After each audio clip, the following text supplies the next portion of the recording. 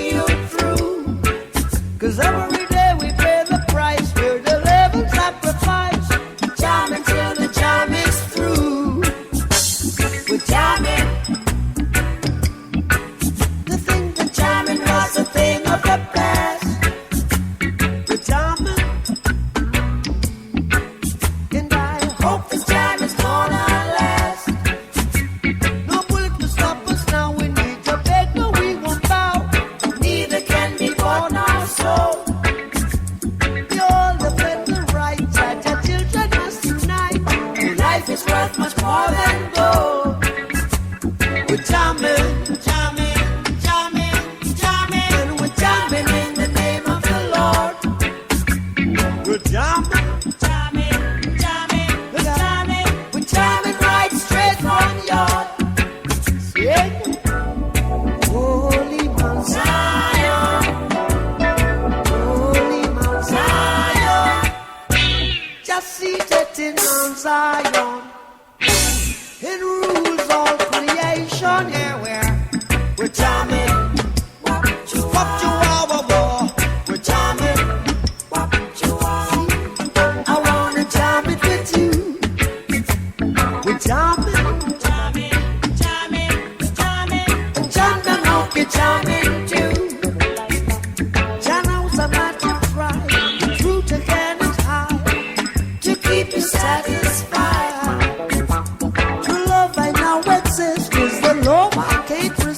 no time by my side.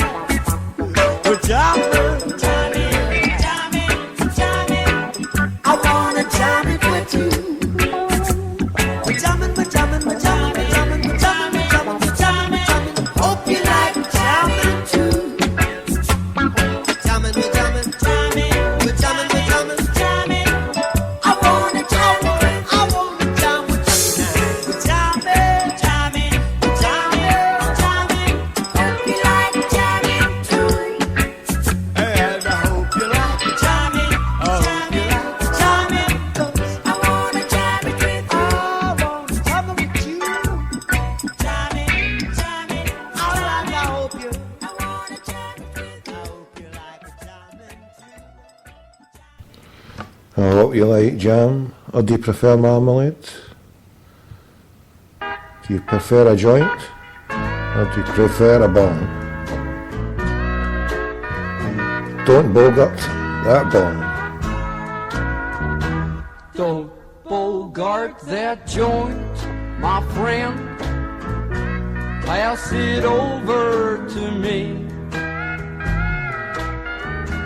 Don't bogart that joint, my friend. Pass it over to me. Roll another one. Just like the other one. You've been hanging on to it, and I sure would like a hit. Don't bogart that joint, my friend. Pass it over to me. Don't bogart that joint, my friend. Pass it over to me.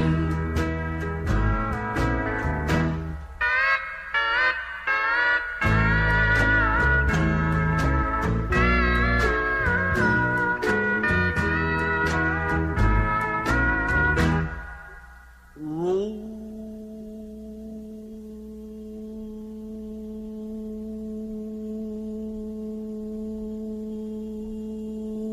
another one. Just like the other one. That one's just about burned to the end. So come on and be a real friend. Don't bogart that joint, my friend. Pass it over to me. Don't bogart that joint, my friend. Pass it over to me. Everybody sing along this time. Don't bogart that joint, my friend. Pass it over to me. Don't bogart that joint, my friend. Pass it over to me.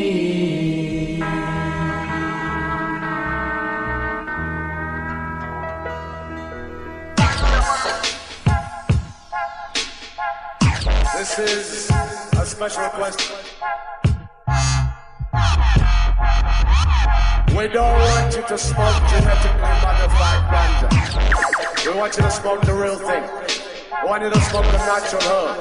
Some call it marijuana, some call it sensimedia, some call it lamb's bread, and some people call it ganja.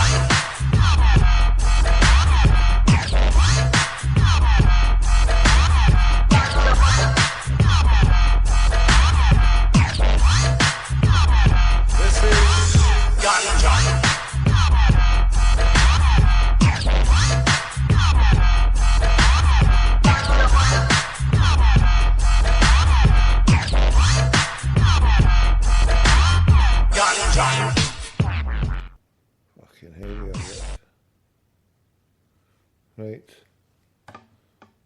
What's happening here? Where's Darla? Hello? Oh man. Shit. Right, that's that one out the window. Right, the lines are open. It's 0141 416 1888. 0141 416 1888. I didn't see that one coming. Hold on. Shit. Turned the volume up too loud there.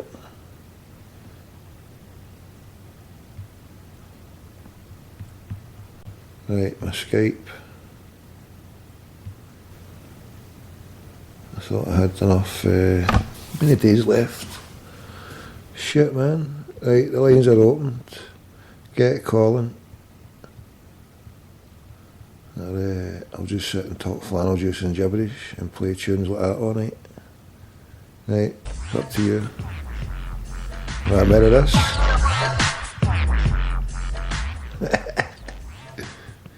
That's fucking heavy hardcore. Where did that come from? I was just watching the. Did you see the ITV Raggy Oman? I've changed it now. It got a bit heavy. I couldn't be bothered with all that Rwanda stuff. I didn't know it too. But it started off about the weed in old Colorado.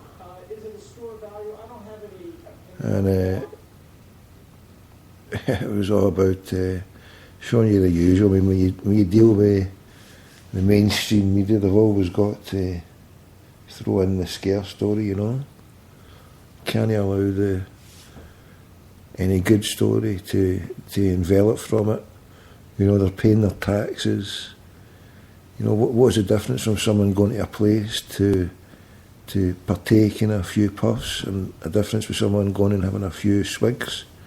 Well, the main difference is the person who goes for a few puffs will most probably get home safely, most probably not batter the wife, and just batter some food in the oven, batter a bong or a joint when they go, and then that's it. They go to sleep. Meanwhile, back at the ranch, the police are either jailing somebody or stitching somebody back up at the hospital. Then the police and the court system start going crazy because they've got business, they've got repeat customers. Let's criminalise everybody who takes a bit of whatever. Look at this crackpot called Lord Dubs. Fucking Lord Dubs. What the fucking name is this? The Labour peer was the latest to raise the issue. Isn't the Minister just a bit embarrassed that the official government job website has about 1/3 bogus jobs on it? Jobs such as, I quote here, Sounds a million bogus. target elimination specialist, or international courier for Cosa Nostra Holdings. My lord, if the government is anxious to tackle fraud, shouldn't it put its house in order immediately?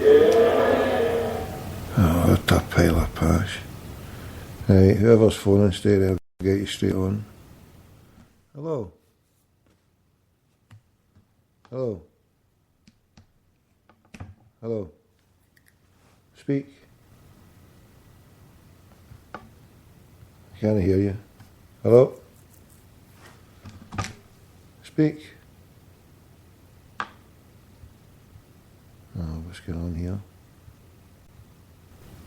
Hello? Speak. Can't hear you. Try phone again. Something must be a matter your end. There's nothing came through there. Let's see if this tune can go through.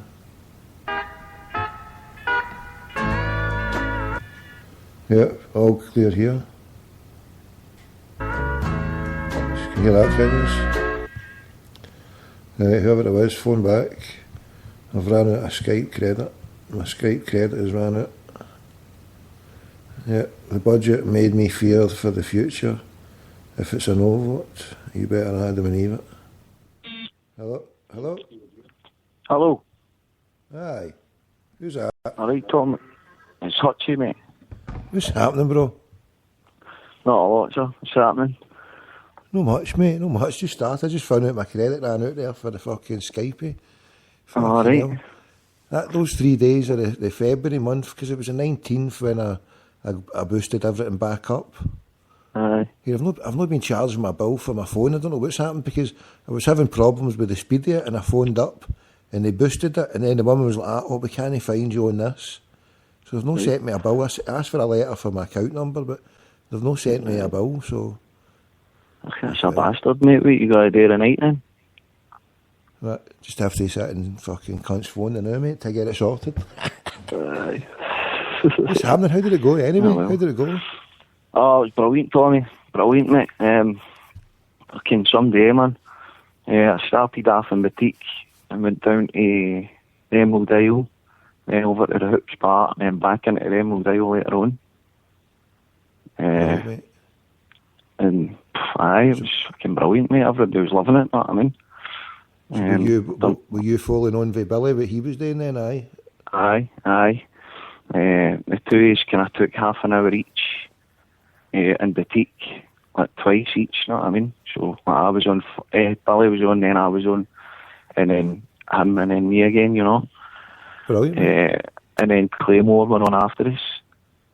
And then down in Emerald Isle, I went on after.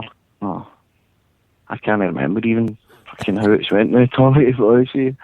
Was it good? It was a bit fucking complicated, mate, but aye, it was fucking phenomenal, man. Really good. I'm back in the Emerald. But I was... Sorry, you go. I'm back in the Emerald on Saturday. I think I want me for a regular slot, you know what I mean? So... Brilliant, mate. All good, mate. All good, no. Dave, you seen your driving past there? Aye, it looked busy, because it must have been at the time when... what was it? It was about 7:30, because I just picked my boy up. And I was, what do you call it? I was just stopping at the Morrisons and had to go and pick something up before I hit the motorway. And I was like, yeah, fucking... I was like, I couldn't stop or anything, I mean, because I had the full fucking... Actually, I was dropping off one of my mate's wee boys first, and then I was heading up the road, know what I mean? So I had a full cargo on board, and I was stopping off to get food, know what I mean? So I was like... Yeah. But it looked quite busy, mate. It looked... I mean, at that time, I passed it out to the Hoops. I could see inside there, but the Hoops bar, I couldn't see any side anywhere else, but it looked quite busy all around about, you know? Aye, it was fucking... Both the Emerald and the Hoops were really busy, you know what I mean? Boutique not so much, but it wasn't too bad, you know what I mean? So aye, it was amazing, mate, you know what I mean? So every Saturday you're going to be in the Emerald Isle then, possibly, aye? Aye, well, hopefully. I mean, I get my wee boy every other weekend. So that's obviously, I'd said to the pubs before that I could only do every other weekend, but what I'm going to try and do is, when I've got the wee man, get somebody to watch him for a couple of hours and just go and play the gig, you know what I mean, and come back and get him. So the plan is on Saturday to get my sister to watch him, and then get her to drop him off to me in the town and take him to the Celtic game. Aye. You know what I mean? So everything working out as I'm planning it, then that's what I'll be doing, mate. You know? That's good, mate. That's good. But I've got my daughter's up as well tonight. She's staying at my ma's for 2 nights, so I'm going over there to stay the night, you know what I mean? So I'm there for her in the morning, so I'll need to make this a quick one, mate, you know what I mean? Aye, no problem, mate, no problem. So I'll speak to you again, mate, at some point. God bless, mate. Aye, we'll need to hook up, mate. I was thinking that, mate. We'll hook up and have a chat at some point. Aye, no bother, mate. Well, you've got my number, so just use a wee text or a phone any time, mate. I got a good response. I was thinking there, mate. I was thinking of going just for the East Coast, probably, if we can manage to do something, mate. There's a good few brothers who are connected to all the East Coast places, and see how it goes. Take it for them, mate. Just instead of going. Well, I mean, I was thinking about that. Obviously, I was fucking a bit pissed the other night when I phoned you. But I've been thinking about it since then, and I think it's doable, mate. To be honest with you, I think it could well be done, man. So there's good brothers that are out there, mate, who'd help us along, mate. And we'll. Well, I mean, I've fun that out of the past fucking maybe 6 months, Tommy. You know what I mean? I've had a lot of folk help me out, and just, if you do know a what turn, I mean, the if you do wider a turn Celtic like, family, mate, it's just fucking brilliant, you know what I mean? People do stuff for you, and it's very much appreciated, you know what I mean? Makes you I know, proud mate, to be I know. part of it, no? I know. Mate, if you do a So, turn, mate, and people are nice, mate, it's nice to be nice, isn't it? What I mean? aye, fucking right, mate. That's the way to be, man. The way to be. So listen, I'll let But you go in the now, bro, and we'll hook up, mate, and we'll see what we can do then, and God bless, mate, and no all bother, the best Tommy. for the family, right? Enjoy the Family's the most cheers, mate. important. Good man. Enjoy the show, man. Speak to you Speak soon, to you later, God right? bless, mate. Hail. Hail. Bye-bye. I will touch you. Right. I've not got any other tunes lined up. Right, the boards are opened. I need to get the old Skype Rooney sorted. I'd forgot about that. That February month. Well, you can get me on Tommy in Glasgow on the old Skype. Just add it all in. You can give us a phone on that if you're anywhere on the planet. Just as well, I got all the calls out today. When did that run out? Shit, man.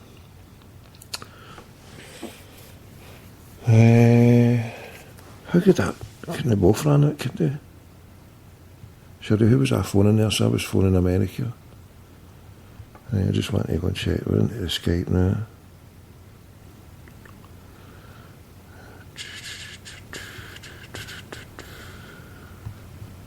Right, I'll play a tune and I'll go and investigate.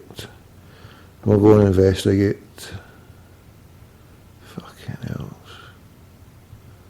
Right, who asked for something? Somebody asked for something there. What did you ask for? Who was that? Right. He wasn't very good until a couple of months ago. Aberdeen player. Peter Pollard. Yeah, I'll need to go in. Who asked for something there? Let's see where we are on the Twitter. Yeah, but am I getting all these fucking arseholes on the Twitter? Hitting me out with your fucking spam. Fucking spam alert on the Twitter tonight. What's going down here? Right, we're jamming. Off a crackpot.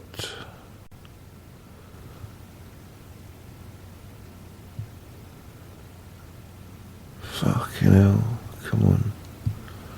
I've not got any tunes loaded. I was just loading those tunes in earlier on there when I kicked it off by accident.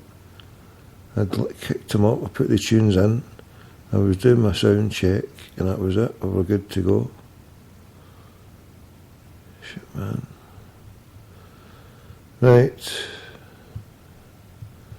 The lines are open. At what point don't you understand, crackpot? It's time to phone. If you're sitting out there with your fingers up your Archibald thinking, what should we do? I'm just going through to see if there's any new tunes. I need to load more tunes.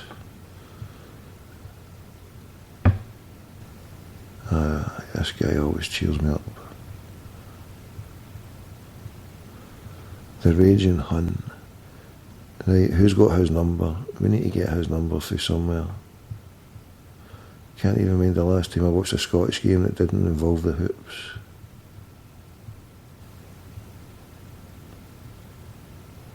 I know, it's quite boring, isn't it? I don't know if, I know. Has anybody ever tried to watch that, what do you call, BBC Alba? That's hard gone, that, isn't it? It's hard gone.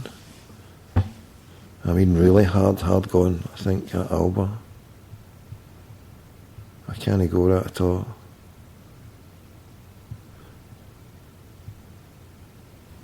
There we found something. I'll play this now. Well, I probably have. Oh, there's a lovely wee tune there. Right, New York. So good they named it twice. Right.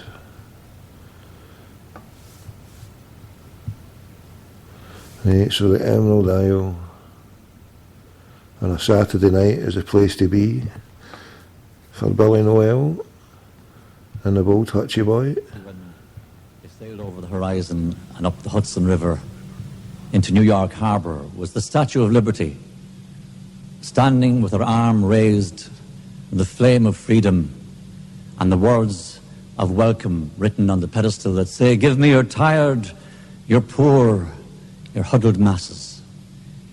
These words inspired this next song called Staten Island.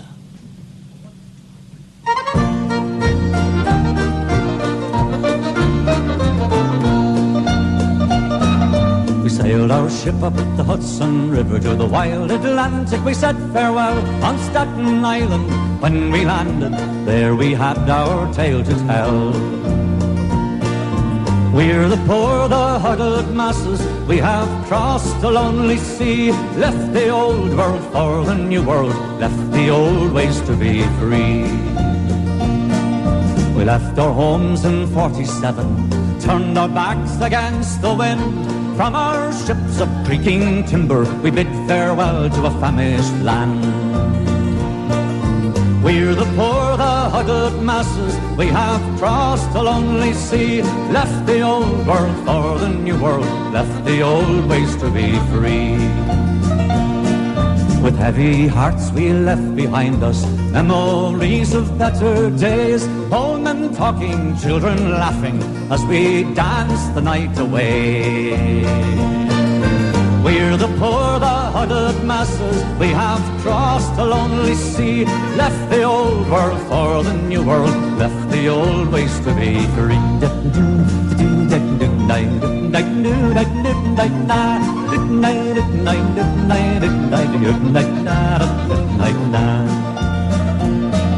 Still we hear their voices calling, on the wind we hear the sound. Friends and loved ones, old and young ones, lie beneath the famine mounds. We're the poor, the huddled masses. We have crossed the lonely sea, left the old world for the new world, left the old ways to be free. And now those years are far behind us. Now our spirits have grown strong in this land that gave us freedom and the will to carry on. We're the poor, the huddled masses. We have crossed the lonely sea, left the old world for the new world, left the old ways to be free. 2, 3, 4.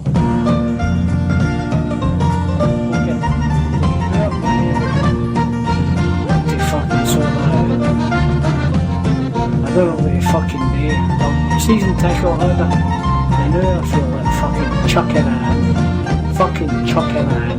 Pass that up. You know what's on? You know what's on?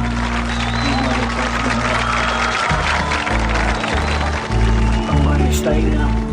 But see if things don't fucking... See if we don't sort this out shortly. I'm going to jump off that fucking Govan we're stone and get you, Mr. Murray. I'm going to fucking get you, and I'll fucking sort it out, you cunt. Come on, Rangers. We are the fucking people. No, you, Mr. Murray. We are the fucking people. You can hardly help but notice we can hear you all the time. You were singing no surrender. You're the bottom of mankind. You never learned your lesson. You're as rancid as before. It's no surprise, like a fart. You linger on, we are human. They are zombies. Our hearts are beating. Their eyes are cold. Everyone looking for an answer. We are human. They are zombies.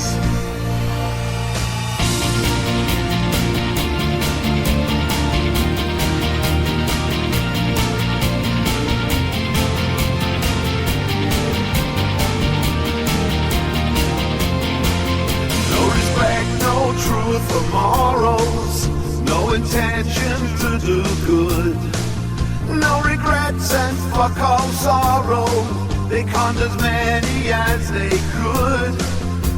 And so long we will miss you. The honesty must grow. Wave goodbye, don't wish them well. Let the bastards go. We are human. They are zombies. Our hearts are beating. Their eyes are cold. And we watch them these looking for an answer. We are human. They are zombies. When you think of Murray Shite, then he brought in Craigie White. Then with Duff and Phelps deceiving, Johnny Green had you believing. We are human. They are zombies. Our hearts are beating. Their eyes are stone cold. Glut and Jab are looking for an answer. Slug. You gotta let them know we are human. They are zombies.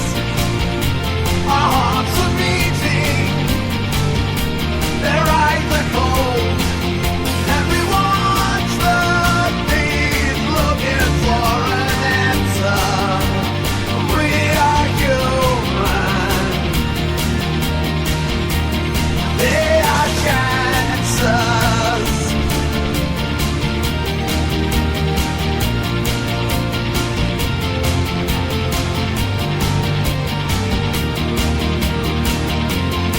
We are human. There's zombie chances. We are human. There's zombie chances. We are human. There's zombie chances. Dirty, cheating, zombie bastards. There's no word of a lie. And I'm really happy that I've got a nice person's number. Hopefully this nice person's number in UEFA will be able to help me out. And then we'll have happy days. Tuesday, Wednesday, happy days. Thursday, Friday, happy days. The weekend comes, my cycle hums, ready to race to you. These days are ours. These days are ours. Share them with me. Goodbye, gray sky, hello blue. There's nothing can hold me when I hold you. It feels so right, it can't be wrong. Rockin' and rollin' all week long.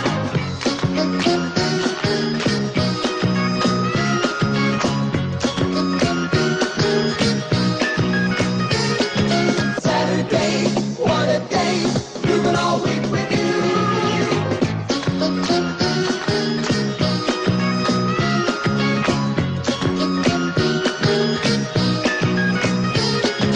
Sunday, Monday, happy days. Tuesday, Wednesday, happy days. Thursday, Friday, happy days. The weekend comes, my cycle hums, ready to race to you.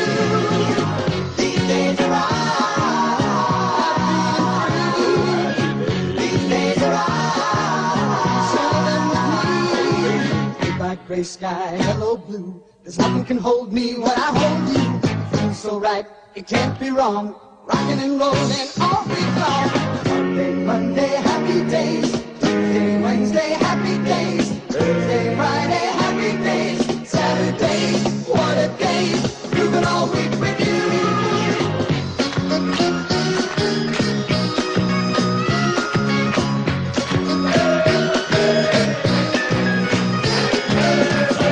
Monday, happy days. Tuesday, Wednesday, happy days. Thursday, Friday, happy days.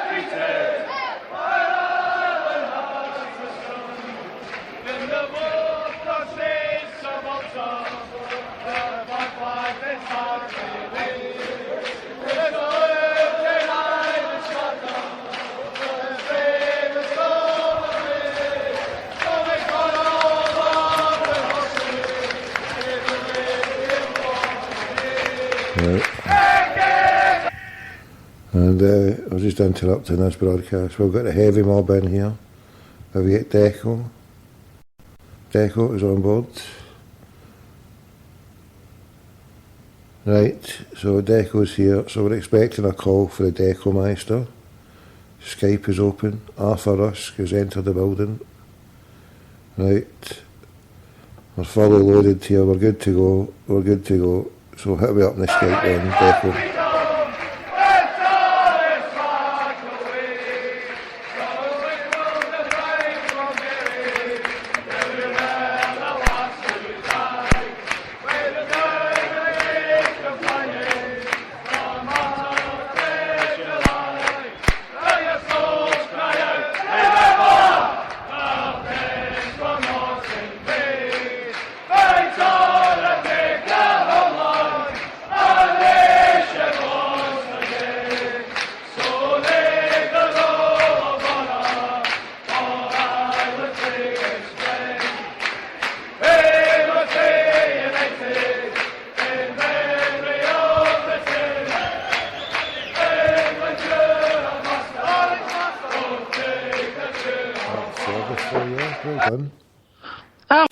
You ask, you receive.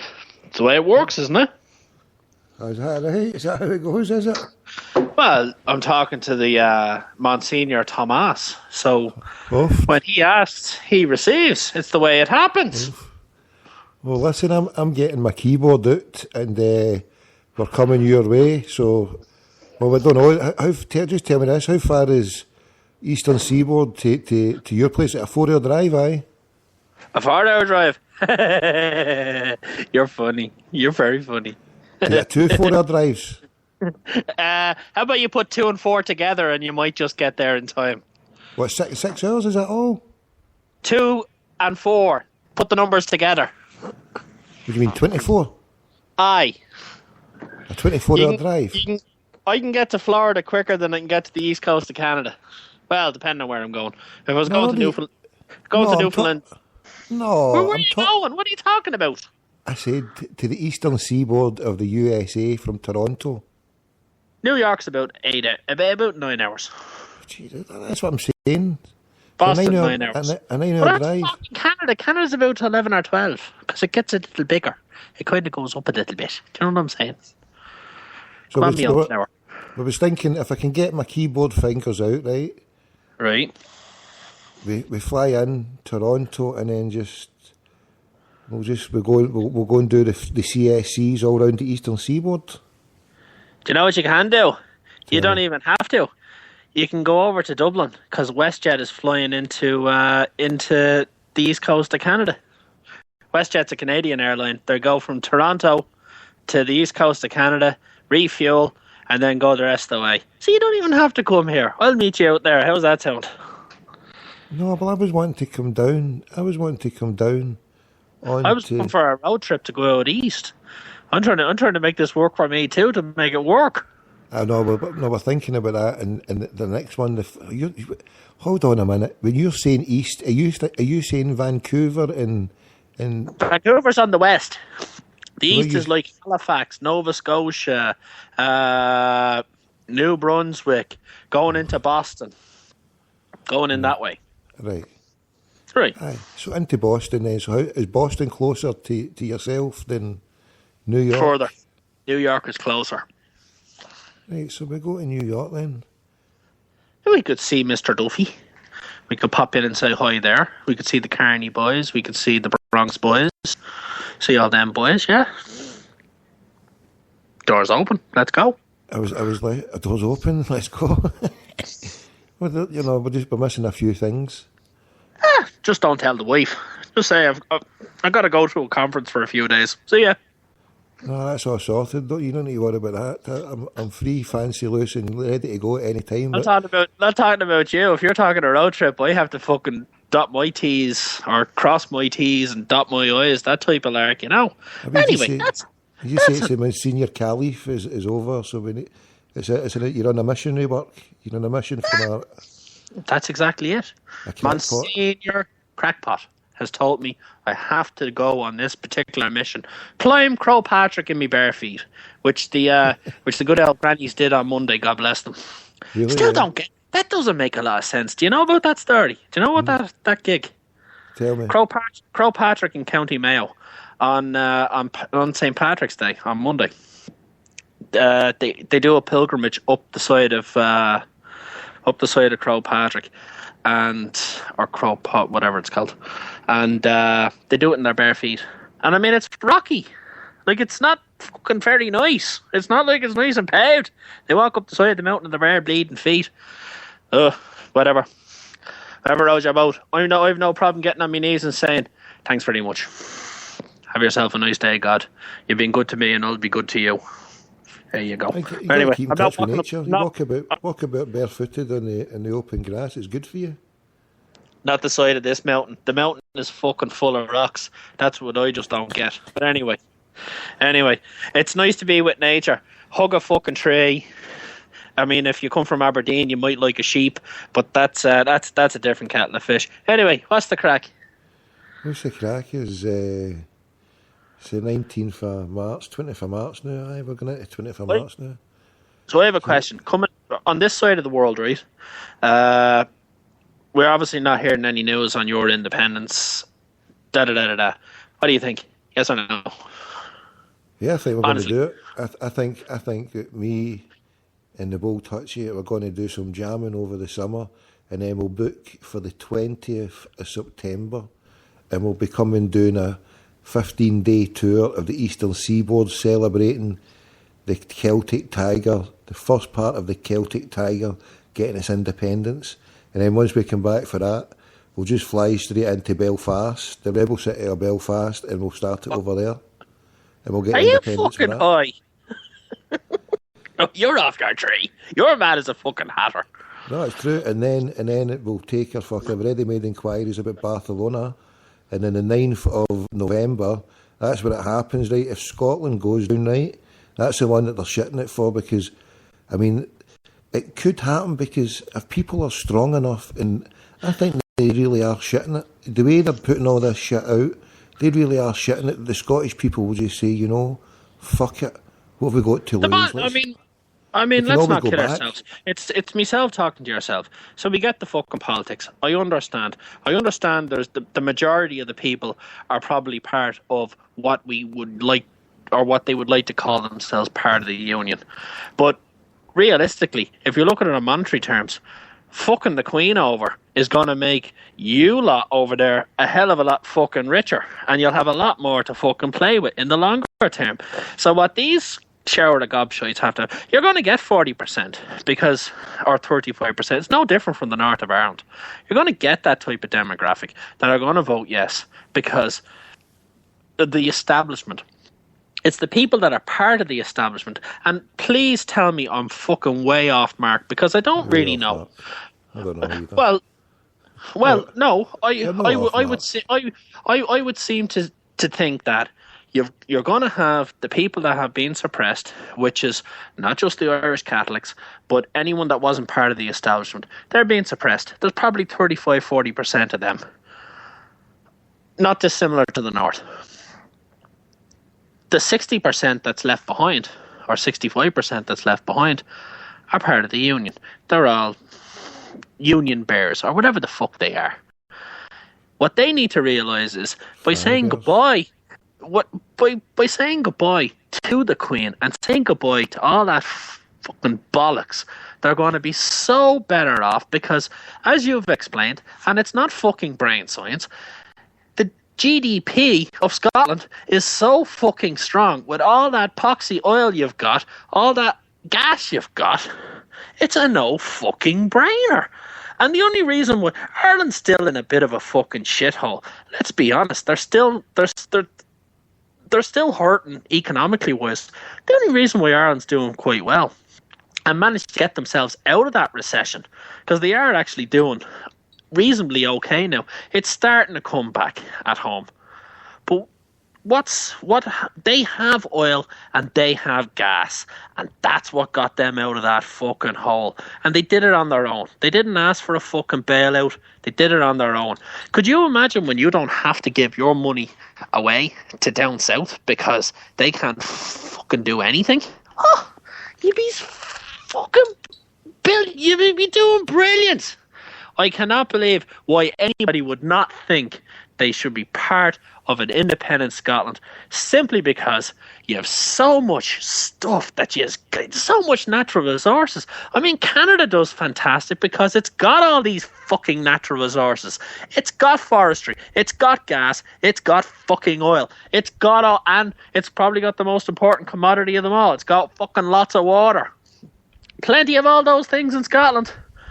The best thing that could ever fucking happen to your country is get yourselves fucking independence. And you know what? If there still has to be some type of fucking loyalty to the Queen because the bulk of the population kind of wants to go down that road, you know what? Fucking grin and bear it. We do it over here in Canada. The Queen is not fucking too fucking big in this country, but you know what? One day of the year, she gets celebrated. Guess what? I fucking pull me plum 20 times in the fucking day and just drink beer and say, fuck this, it's a day off, I don't really give a shit. I have to work on Paddy's Day. I don't work when she's being celebrated. So you know what? Suck it up. That would be exactly what I would say. You know what? Don't enjoy it. Just fucking stick your finger up. Grant, getting a day off on her fucking benefit. But the most important thing is, if you guys do get independence, this extra influx of income will come in. See fucking housing, education, healthcare. You'll get it all for fucking nothing. It's a fucking no-brainer. No, sorry. There's me rant over. It's brilliant, mate. If only we could get your accent into a Scottish one, you'd sell them over. But your accent is not going to win as fuck all, mate. But unless you're from our side. It's a fucking no-brainer, regardless to whether I have a fucking Irish accent, a fucking English accent, or a fucking Timbuktu fucking accent. Or if I talk like this, you know what? You want to have independence because number 69 is a very nice number, and you will enjoy very much. I say, ha ha ha. Oh yeah. You will enjoy very much. I say, yeah, very much. On that note, anyway, back to what I was saying. To be sure. Independence. Jesus, to be sure. Hold on, listen, right, the Manuel Barroso, right, one of the head honchos of the EU, right, he is sitting there bricking it, along with all the rest of the crackpots in Spain and Madrid, right, so because if Scotland goes for it, right, and gets independence, then, and it starts negotiating, say Scotland would then negotiate and start coming out and saying, because at that point, right, it can start to withdraw. You'll be part of the EU in 5 years' time. But hold on, right, so... As an independent country. Jesus, you crippled them down south. No, but hold on, what would happen, right, it would set a precedent that a country who's part of a democratic state could withdraw from part of a union and then set up on its own without causing fucking economic turmoil and start to prosper.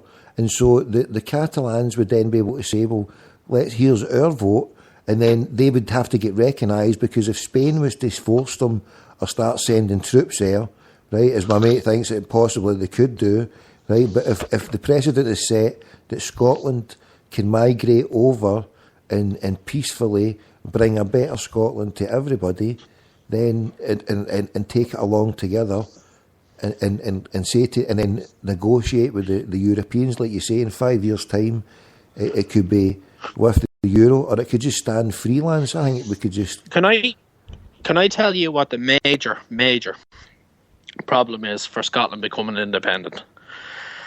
And the major problem is Crimea. What's happening in Ukraine is going to completely and utterly fuck over the chances of Scotland becoming independent. How come? Simply because you have the union is strong. Like, people look upon it's England, but they call it the union.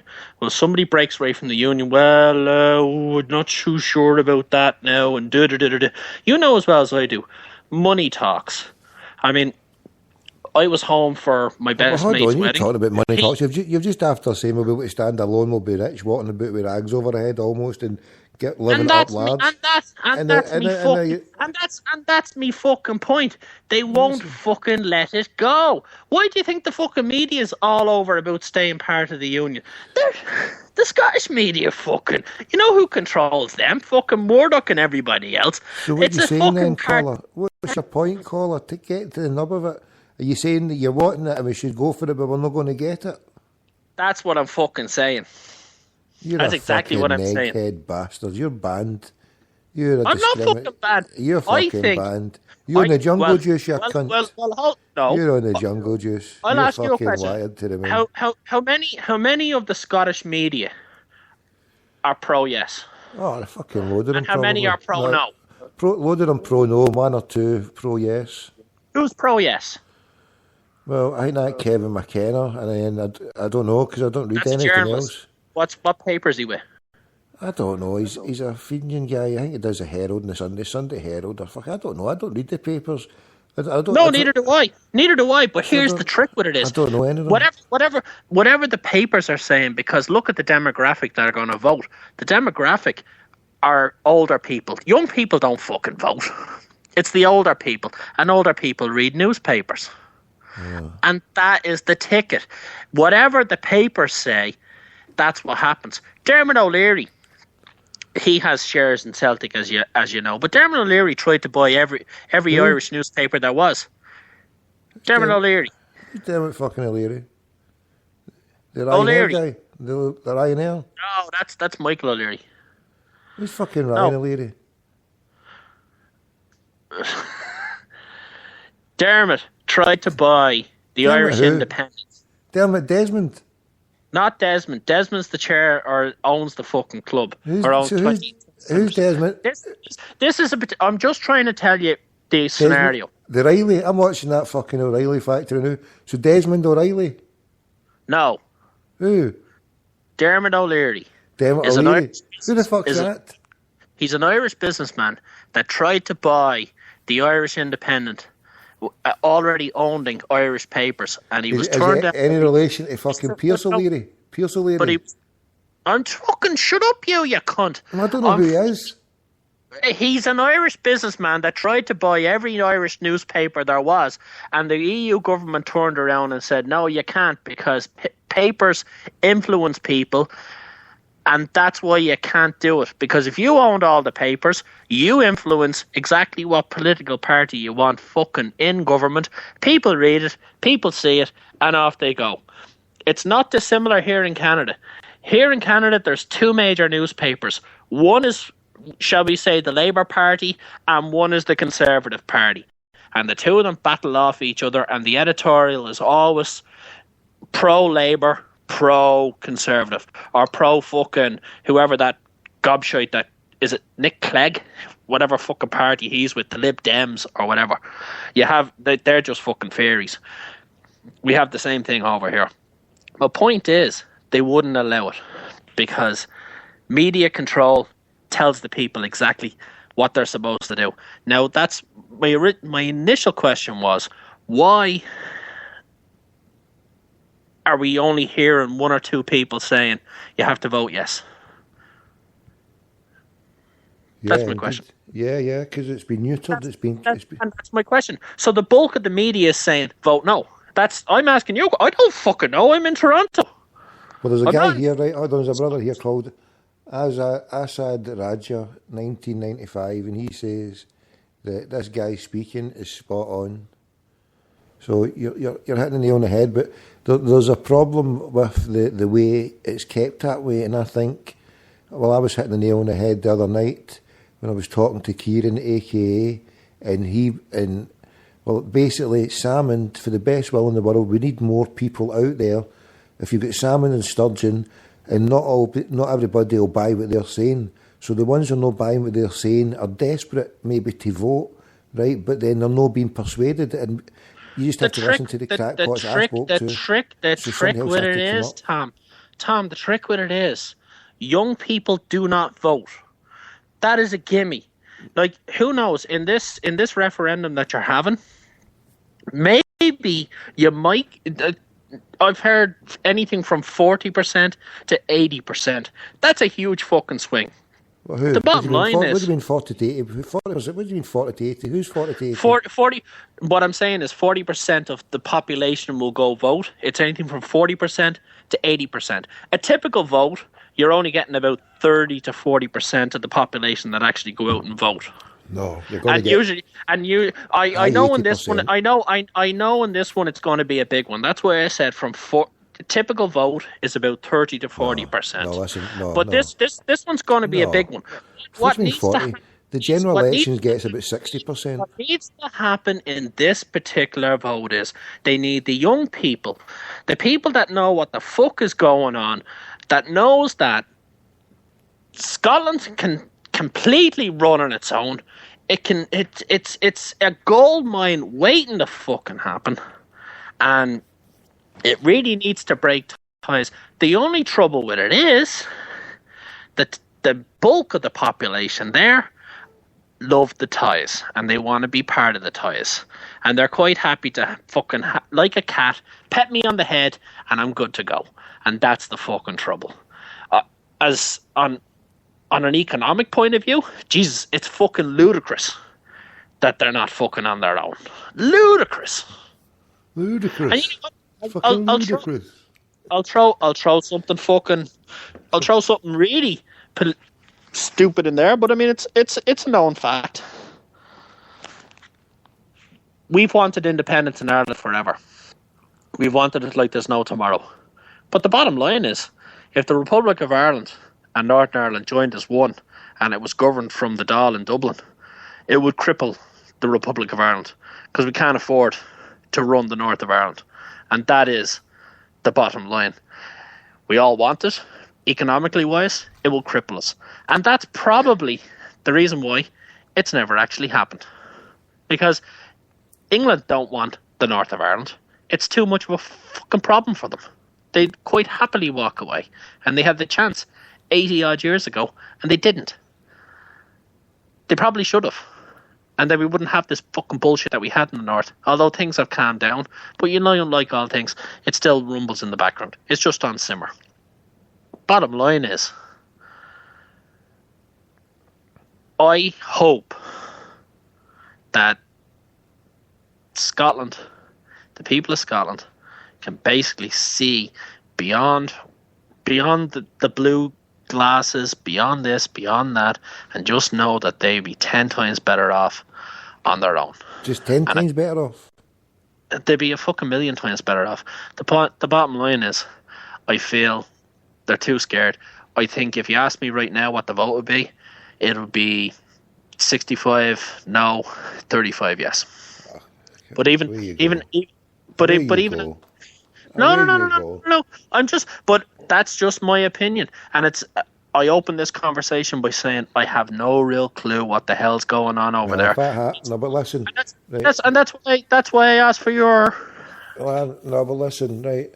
If it goes like that, then Alex Salmon can just leave Scotland then, and Nicola Sturgeon, because then they'll have run the most shitiest campaign, and they'll have lost everything, and then they'll put everything on the line. And what did they get? They might as well have just took the fucking offer of Devo Max. See, that is, I mean, it depends. I've already mentioned it already, but I've no finally said it, and that's always going to be in the background, right? Like, no matter what you can say, the no campaign is always going to have the chance to deal killer blows at various stages. But the only thing that can get the yes campaign through is hope and a belief that fucking no matter what they say, no matter what they fucking say or try to do, just do not listen and say, look, we fucking have to do this for our own sake. Put us out of the misery, because you know one thing, right? If there's a nation that can turn round, if we fuck it up, that is, right? If there's a nation and a people who can say, hold on, we cunted it, let's go back and we'll sort things out together. Then Scotland could be that nation. We can go and branch out and try it out. Because see the way I used to sell stuff, right? It used to be based on the case of, look, see if you don't like it, you can always go fucking back. So see if we go out and it's too much fucking hassle, then we'll come back. But do you know what? Let's be honest, Tom. There's no way on God's green earth that if the pin is pulled, it's a grenade. There's no going back. No, but it's no. There's no, right? Because there's no going back. No, and you know what? You know what? You know what? You know what? You know what? You know what? No, no, no, no, no, no, no, no, no, no, no, no, no, no, no, no, no. Yes, no. You know what? In 1922, when the referendum came out and there was civil war in Ireland, you know what? A lot of people probably would have said the same thing. We could always go back. Where are we now today? Right. Well, tell me, do you ever, if it was to be yes, because you're saying it's not going to happen, and you say you want it to happen, but say I never said it's not going to happen. I said as it is right now, it's not okay. But what would I say to you? If it was to be a yes, is there a capability for it to go in 1922? Do I see civil war? Not in today's day and age. Just the way the world has gone. Maybe 100 years ago, yeah, there was no nothing. There wasn't even a fucking TV. There's nothing to fear on that side. Scarce. So I mean, there's no way there's gonna be civil war. I mean, if that's the case, the gobshites on the fucking south side that are dead and their zombies sing and fucking go on home. Well, I don't know where the fuck they're gonna go because there's nowhere to fucking go. I don't see it. I made initial contact with the Falkland Isles. We could send them all down there. Oof. Fucking the Falklands. Fucking Thatcher. Cunt. Everywhere I look on the fucking highway, the TV, I just keep seeing the old fucking marijuana. I'm watching the Riley Factor. There's a fucking, I don't know if it was an advert. If I'm even watching this fucking Fox News, I think I get stuck with me, right? Crack pot. On BBC. He's away. I'm there. Where'd I go? I never done nothing. I did nothing. The deck, oh my star, he had gone. And 10 years before I saw the light of morn, a convict ship of heroes was laid. From every corner of the world came sailing the 15th International Brigade. They came to stand beside the Spanish people to try and stem the rising fascist tide. Franco's allies were the powerful and wealthy. Frank Ryan's came from the other side.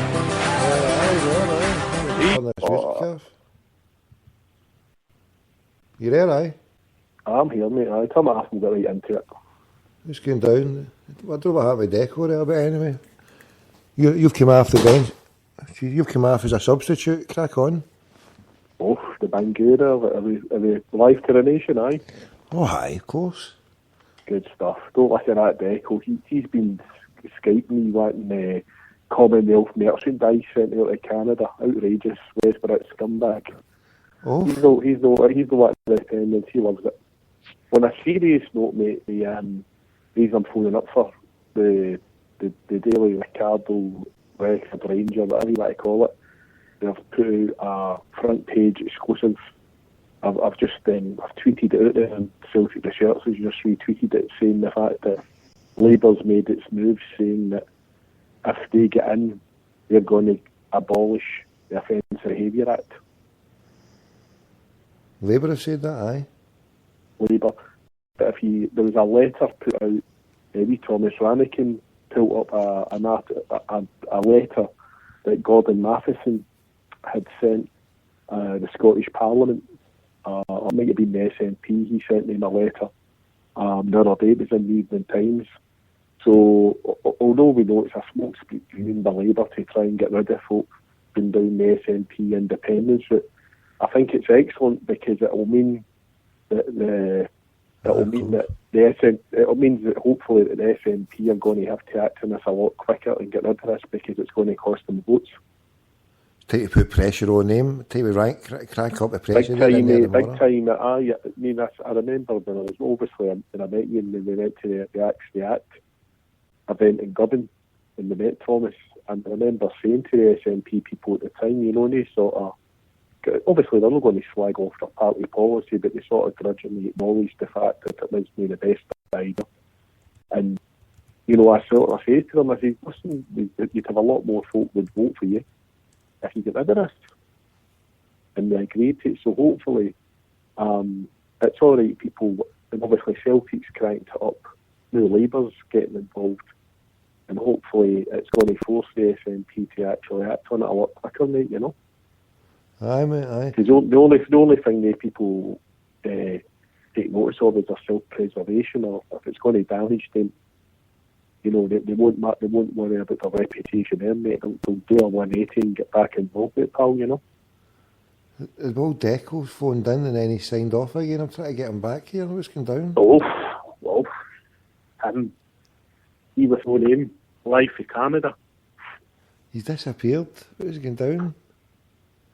Deco, where are you? This is shocking.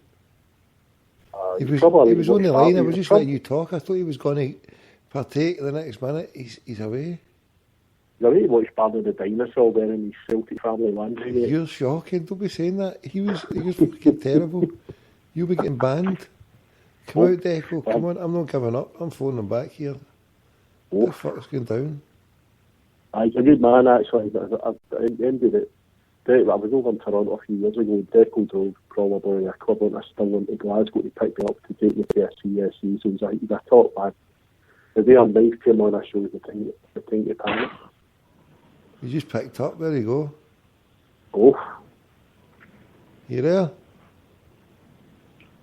Speak. Are you giving me a hard time, you? Declan, my prince, how are you?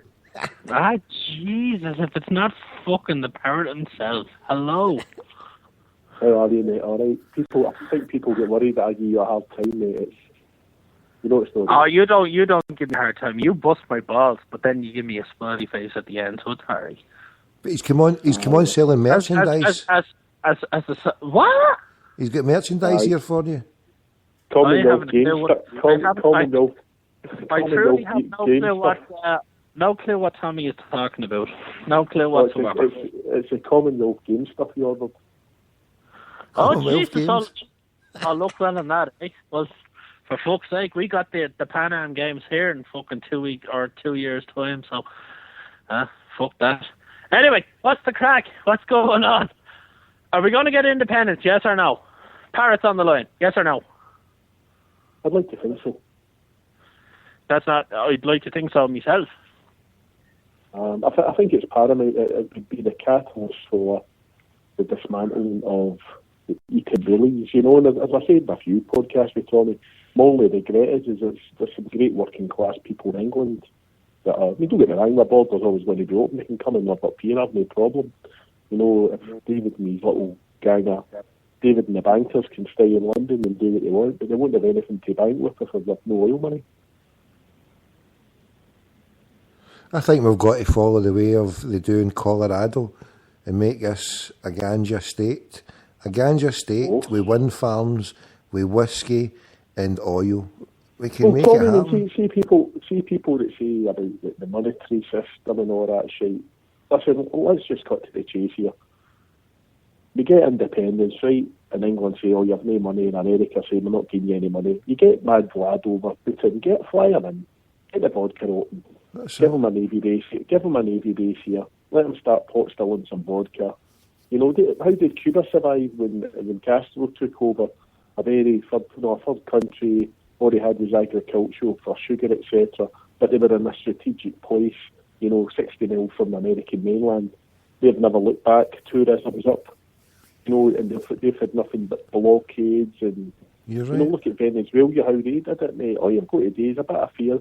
You say to Barack, you sort us out with some money here, support us at the United Nations, get us equal rights as a sovereign state, as our own nation. If they say no, get my blood in. I'm part Lithuanian. I've got my DNA. I want blood to rule the country. You say that to Vlad, he flies in, he brings some T-80 tanks up a Gale Street. You're the focus, get the Green Brigade. Fuck's sake, let's get down here. It's a fucking revolution now. The ruble, we'll have the ruble by September. Oh, Jesus, we got Commander-in-Chief on the fucking line right now. He's on the way for Lithuania, the Lithuanian tank commander. You remember that day, Kelly, when we met Thomas, the fact that, you know, you seen the red flag flying down the Govan Road in the back of your car, mate, you know? We marched, listen to this, Deco, we marched, and I say marched, right, from Govan all the way to Celtic Park, and we only stopped for a tea and crumpets and chips up in the top of the town, and that was only for about 5 minutes. Now, I mean, that was just for a refuelling. Fucking hell, that was a march and a half, mate. Hitler could have flattened the whole, would you call it, Russia, if he put Parrot at the start there, because he would have got there before the spring. It would have been a spring offensive, it would have been closed down by summer, none of this winter piss. He would have marched them all over the place. Fucking lethal. That's the plan, mate. But it was good to hear wee Hutchie on, mate, you know. I'm looking forward to you hitting the Eastern Seaboat when you go over there. Aye, well, that's what we're doing. We're tying up with Deco's here. Right, obviously, there's some good North American brothers, Deco and Chaz. I make any say it like this because you know these people. Let's not kid each other on here. Celtic fans went over to America in the 60s, right? See all this dinner bands, cash and carry. Only time you see a tux in Scotland's when the fucking Godfather's in the telly. Let's get rid of it. They want lasers, they want pyro, they want fucking desert raves. Time for the Celtic family to step up. That's the first revolution. Sort out North America. Get rid of the fossils. Get the young team in. That's right. We're coming there, pyroing the place up with our tits. Paris, do you honestly think that that's going to happen? Why? Can you see it happen? I truly want to believe it'll happen. I'm not there. I'm not standing the troops. It happens at away games. Are we going to see it in Parkhead? No, I'm not talking about that. I'm talking about North America, about the destruction over there. Why have the people who probably don't know what day of the week it is running things, mate? You know what I mean? It's time for... The Celtic family, in brackets, is dying out in North America because kids are lying in their bed every day and watching the games on their laptops. You've got to get interaction. I was in the fantastic club with you, the Old Ronnie ran, and it's an older crowd. You try to tell me folks going to travel 10 hours to go and sit and say you'll never walk alone wearing a tuxedo. You want the grandkids down there with pyro out in the desert giving it a loudy. Well, tell me this, but right, see the ones who are there, are their children no interacting with the football? Or are they just into the baseball and the basketball? They know. I have a grumpy child here. Put her on then. So I might have to sign off, boys. No, put them on. We want their opinion. Sack the board. Sack the board. Sack the board. A disgruntled Wayne. Wayne. Sack the board. Come here. I'll stick around, but I'll just put you on quiet here for a minute. Oh. Right. We need a striker. The Wayne's got it right. He has put it on silent. He's sticking around, but it's on silent.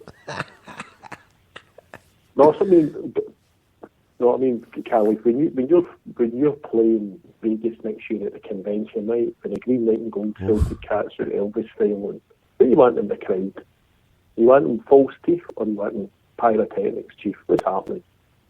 Well, I'm standing there in full military regalia with a Palestinian scarf going on us, with indoor pyro kicking off, and then just giving it a rousing Roll of Honour fucking anthem. I've got mates that used to go over every other year for it, right? And you go there, it's dinner dance, it's this and that, and there's a pool party. We can have a pool party at Albion Lock in the summer, mate, you know what I mean?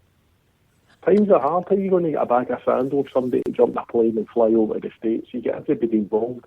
See if you put something up, Rebel nights, Pyro nights, you could fill 6 planes worth for Glasgow, mate, and get them over there. The under 25s alone. Rebel Pirate night every third night. Oh, I'll just put in a couple. We just need to put a couple of them, one at the start, one at the end, into it, and then let them fucking go wherever else they want to go. It's going to be interesting when you take it back to Celtic Park. It's going to be seen how the engagement happens with all these new plans that the club have got in Murrayfield at the start of next season. If they're going to get a fan zone standing outside and people selling cans of tint so you can have a couple of pints going into the game, you know. It was funny seeing the Bayern Munich game last week, and you just seen a wee German guy standing at the football with a plastic tumbler of beer, pushing the game. I was like, wow, that's just brilliant, isn't it? I wonder why they don't. I suppose it's because it's at the home games, they probably, see, that's one of the things that ELC must be gritting their teeth at. They know they could probably get away with it at home games. That they've got the clientele there that everybody that could turn up, they could trust if they had a wee drink sitting there, just like you say, like Bayern Munich. But then, if that was to happen at home, then they'd be taking it away from home. It must be a grave note, Tommy, because you see at the start of this season, and I say, right, I've got £500 for a season ticket, and I can say, right, I can go to a stadium and I might not be able to get a drink. Now, needless to mind, I don't actually drink here, but you can go and get a drink. Or you can go to the boxing, you can sit and you can drink. You can go to a concert, you can sit and you can drink. And you can go to a darts night, and you see the darts on the telly, it's absolute bedlam. And don't get me wrong, I'm not saying guys get in and buying 15 pints of lager and sitting there and falling about themselves and pissing their plastic seats. They're talking about people getting a couple of tokens or vouchers, getting up and getting a couple of beers and sitting responsible. But as you say, maybe just the home games will entice people to go to the games and get more involved, mate, you know what I mean? You reckon, but is that the way forward?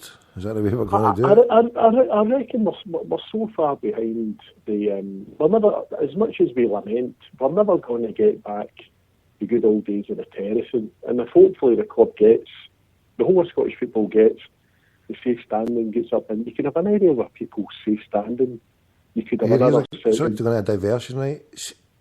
Celtic, I was just I thought you were going to take it down away there, but are we ever going to get back to the attendances of the domestic game of 60,000 anymore, like there was under Martin O'Neill 10 years ago? Are we ever going to achieve those attendance again? I think it's down to pricing and product, isn't it? You know, and you see, when you remember going to see Martin O'Neill's teams and the sort Martin O'Neill, wasn't it? That was it. And you watch Larson, and you never took these guys for granted, because when we had been there in the early 90s and knew it had turned up in some parts of the 80s as well. But, you know, it's tremendous to see, you know, we all dream about 11 Liam Henderson, 17-year-old first-team players for Celtic, but put it back to so where a working-class guy could afford to jump in the bus and go and see the team. Right, well, hold on, right? The way the money is spent, right, is on the players' wages, and that's proportionate how much they charge for to get into the game. So if you go back to Jungo time prices, £2-3 or whatever, right? Say a fiver, right? So work that out, a fiver times. So they just say a tenner, Man and Wayne, a tenner, that's a fiver each. And you can't fucking whack that. If you can't fill the stadium at that price, right, but then you have to work out, well, how much is that going to get? And do you know what, even if, and for the wages, but would it not be better for us to play a team of Liam Henderson, 17, 21-year-olds, right, and taking on the rest of Scottish football, and then having a pride that, see if we win the fucking league, we've handicapped ourselves and we've done it. See if we don't win the league, fuck it, it's an experiment. I mean, is it really that important that we win the league every fucking year? I listened to Sports Sound tonight, and they heard the Aberdeen manager, and obviously they've got a bit of a renaissance going on. They're finally winning a cup. You know, we're never going to hear the end of it for the next 10 years, but you heard that McKinnon saying the fact that they didn't even have a sports scientist person there a few months ago. You know, he had to bring somebody in and budget it. And the only player they really brought in was Adam Rooney. You know, they got that boy, he's come up field him and he's done a turn, mate. You know, and he's turned that squad round, and he's obviously brought in Willow Flood appeared and Barry Robson, but these were guys that were journeymen, I suppose, coming to the twilight of their career. He's managed to do that, mate. But no, it's you just hope. I mean, this season, obviously, the first year when the Zombies went, and it was like defiance, and Celtic fans, quite rightly so, said not be buying their season tickets when we're going to see your team. That's all we're worried about. And we had the tremendous 1-2-5 season, which is probably as important to me as the double season in '88 was. It was just a great year, and brilliant football and some great players. And then we have this season, which, you know, was always going to be a wee bit of an anticlimax, I suppose, but just unfortunately, maybe the players we didn't sign one of the best, and the players we wanted we didn't get, and incidents off the park have made it the season it's been. But I think I think, Paddock, can I just say, what I think was the 1-2-5 was the exception to the rule, and we struck it with gold and luck and fortune shone upon us, right? And we managed to get through. I mean, how we did it and how we did, but if you add that together with, say, the last 5-6 years, then you've got to say that the club has been poorly run. It's had a shoddy structure in place where it seems that the people who are in control of the team output and who's there is a guy who's got a heated driveway. Whether you like him or not, we don't really know the full influence that he has on the players that come in there. And there's some of the decisions of Lennon putting players in there and no playing them. Is that in reaction to say, well, Mr. Lawwell, well, I know I'm in this position, but now you've got me. You can't get rid of me too easy because I've done A, B and C. Because is that an excuse maybe for how he doesn't play players that maybe have been Lawwell's purchase? Like I'm thinking of Baldy, he's not been given much time. What do you reckon, bro? It's a very good point, mate. I mean, you remember when Billy McNeil was the manager the first or second time round, and most probably the second time would be more benefit, and he signed Martin Hayes, and he just kept playing Martin Hayes because he didn't really have anybody else to play, and he just kept playing him because the pressure was, I've signed this player, I'm going to have to keep playing him and hoping he turns good. But we look at guys like Bo Richter, and he's come out, and I think it was Jake Snake retweeted it on my timeline saying, you know, he's had this ankle injury for 6 months, and there's a lot that doesn't add up with the transfers. Listen, it's not just Celtic, and it's no Celtic. I mean, it's football in general. You look at Spurs, and I've seen their manager Sherwood's come out tonight and said that, you know, he would need to have total control of the transfers to get things going, because when Avi Felix Bonash walked to the sack, he basically said the Gareth Bale money, I think there was 6 players brought in, and I think he actually had a say in 2 of them turning up, mate, you know. And it goes back to the old directors of football with clubs, and like you say, who's picking the players and whatever. And the unfortunate thing is that Peter Lawwell, who I'm not a fan of, but I'm not going to go with it, so I think I'm going to bash them again, but Peter Lawwell's in the position he is. He can do no wrong in some people's eyes because he runs the club the best way I think he thinks he can. You know, there's money in the bank and they're grateful for it, but some people will put it up against a football team that died in Glasgow because it was ran suicidally. Can I ask, why have you mellowed against Mr. Lawwell? Because I'm out at the end of the season, Cal. If I'm out, you know, I'm the reason I'm so aghast and what I said, you know, you hand over your season ticket money at the start of the year, and it's a trust, and we were promised a Champions League striker, we were promised this, we were promised that, and nothing came.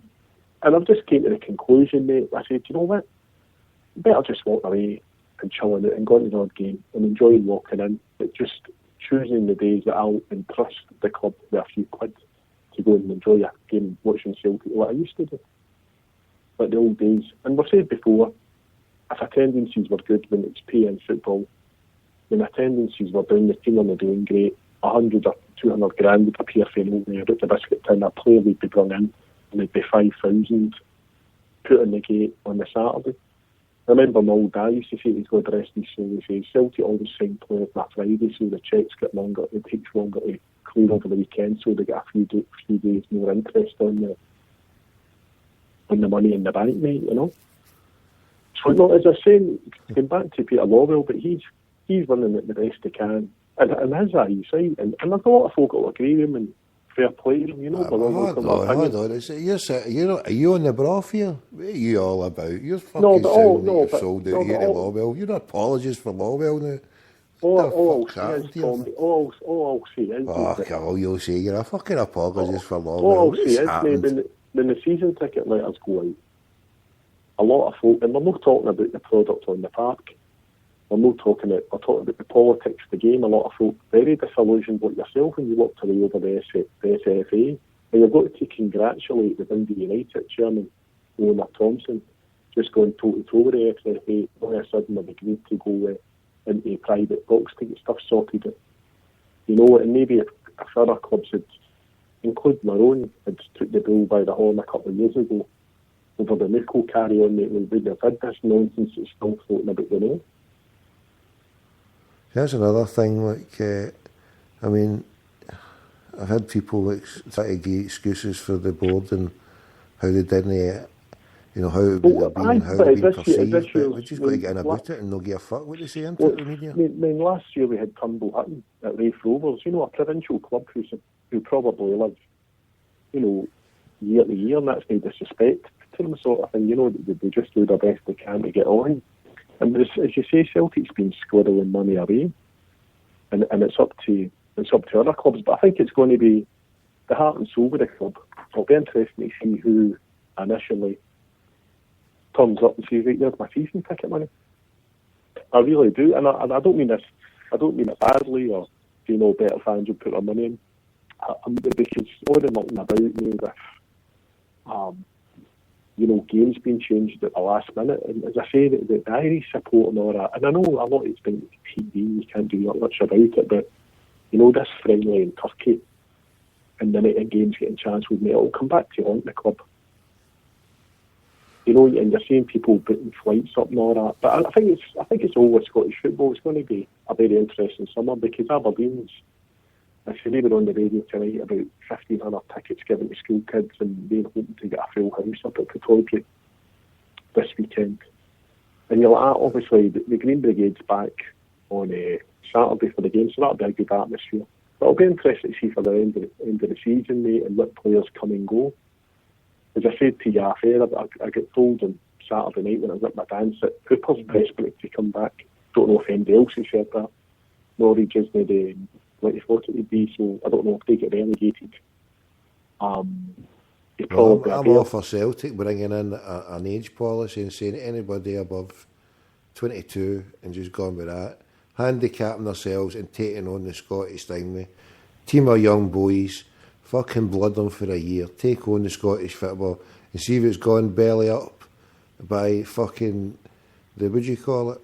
Just keep Scott Brown, right? Just keep Scott Brown, sell every other cunt, right? And then can we not just sell Brown and keep everybody else? No. We need to keep Scott Brown just so you can own, right? And then bring in Jackie McNamara, and then we say bring in a whole fucking young team and win the league, and then say to him, look, we'll bring the money down, we'll fill the fucking ground, fill the stadium with charging everybody a tenner. Say, look, for this season tickets are abandoned. It's a £5 each. Bring a Wayne along and that's you a tenner. Fucking fill the ground, pack the ground, young players, fill that atmosphere, young team, fucking win that league, have no fear about it. If it's gone tits up by January, you'll be able to see it, what's wrong with it, and then you invest, you get a couple of youngsters that are fucking 5 million, just fucking go and buy them. The hottest rated fucking French league. It's a shame because you think that Scottish football over the years, especially as when obviously there was a false arms race when Rangers were alive in their previous form, and you think of probably all the great players that were developed at the club and didn't really get a chance to play because they had to bring in these big foreign players to. We don't think far enough forward, bro. We don't think far enough forward. I would have loved.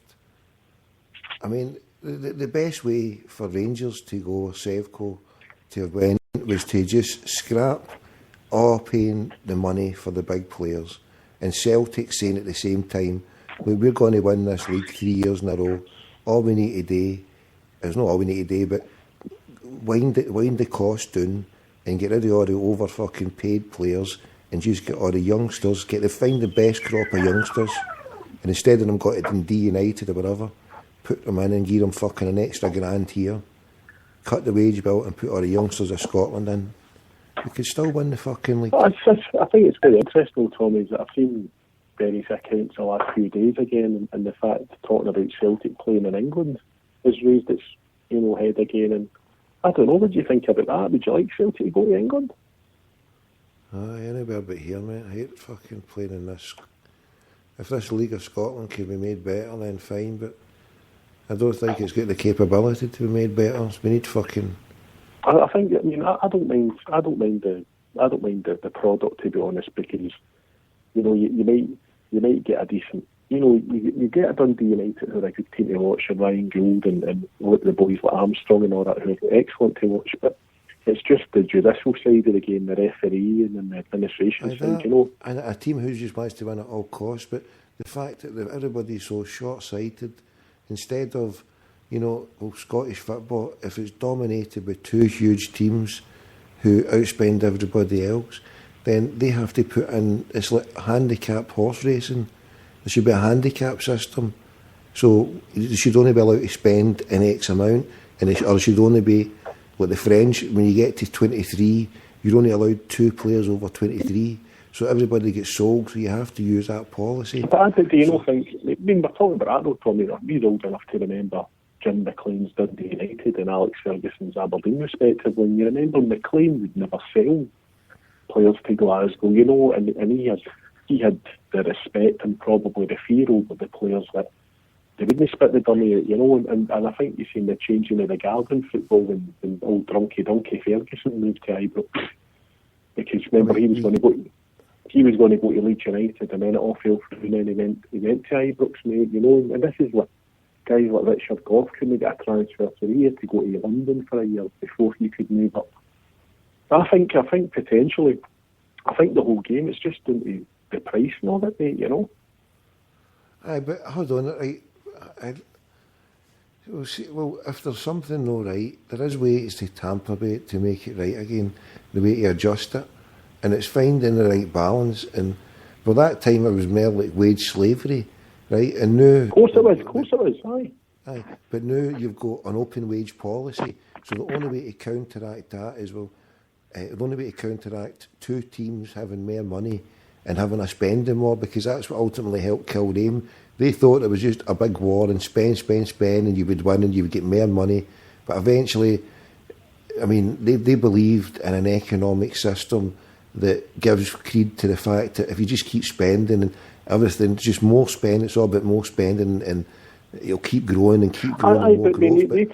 They took it wasn't just David Murray. They had Lawrence Marlborough, who was a big business, like a big builder, mate. He was basically bled white. No Craigie white, obviously, but he was bled the colour white. They basically drained him, and that guy basically was told he was taking over Rangers because Maltman worked for his firm at the time, and he said his company was probably the best run builder in Scotland. And everybody went, oh, here they go. And they never lasted long before David Murray went in and done it. But the latest apparition that's over there now, they're Dave King's out, only Charlotte and Castle bigger than me. He's come out and bringing this mindset, we're going to spend money. I never realised that Tory Andrew Flo cost Chelsea Football Club. Do you know how much he cost Chelsea? 30 million. No. Tory Andrew, he only cost him probably less than $1 million or $2 million. £300,000 he cost me. And they sold him for 12 million. 12 million. What would you have done if you're sitting in Stamford Bridge and you get that phone call? What would you do? Jesus, Just madness, isn't it? I'd have put him in the first Ferrari and drove him about 200 miles up there and paid every fucking fine on the way. Just replace every driver on the way, take 5 drivers, right, jail them, just get up there in 2 hours flat. Because I remember the day he was leaving, Wilkinson was the manager. Well, he was the director of football at Sunderland, and Steve Cotterill was the first team coach. And I was working with 3 lads that were Sunderland fans. We were having lunch in Edinburgh, and they got a text message, and they went, oh, look, Steve, Sunderland's going to be buying Flo, and I just went, oh, you don't want him. They signed him and that boy Marcus Stewart the same day, and they get relegated, obviously. But that's their mindset, and it's never left it.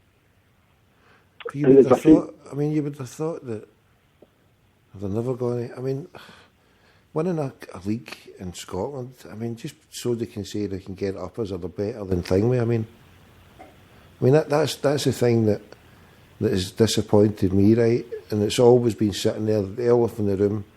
They can have their argument, right, and we know what happened, right, but they're always going to swear blind.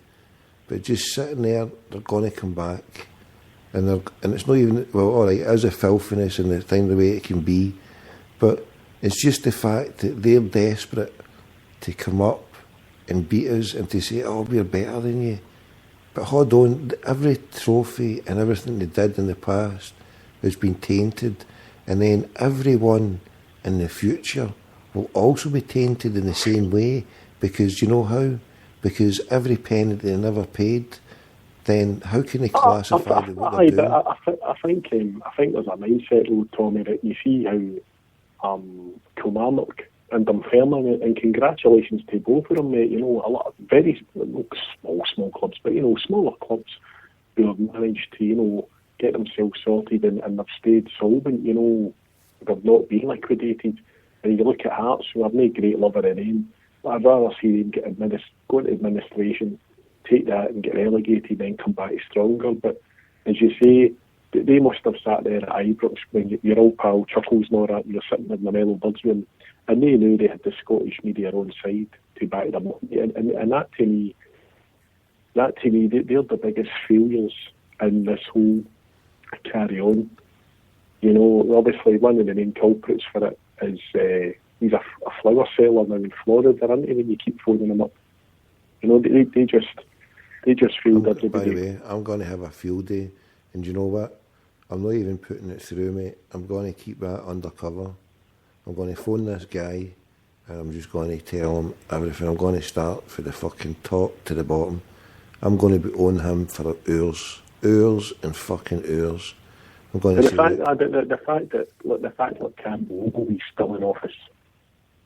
You know, and I remember saying to you last year, and you know, and it's always Scottish football. We've seen Dundee United, we've seen Aberdeen recently in the various this. I mean, the whole of Scottish football is just sick. Me personally, as a Glaswegian, I was actually thinking the other night, it must be one of the few cities in the world where the capital city doesn't have the national football stadium.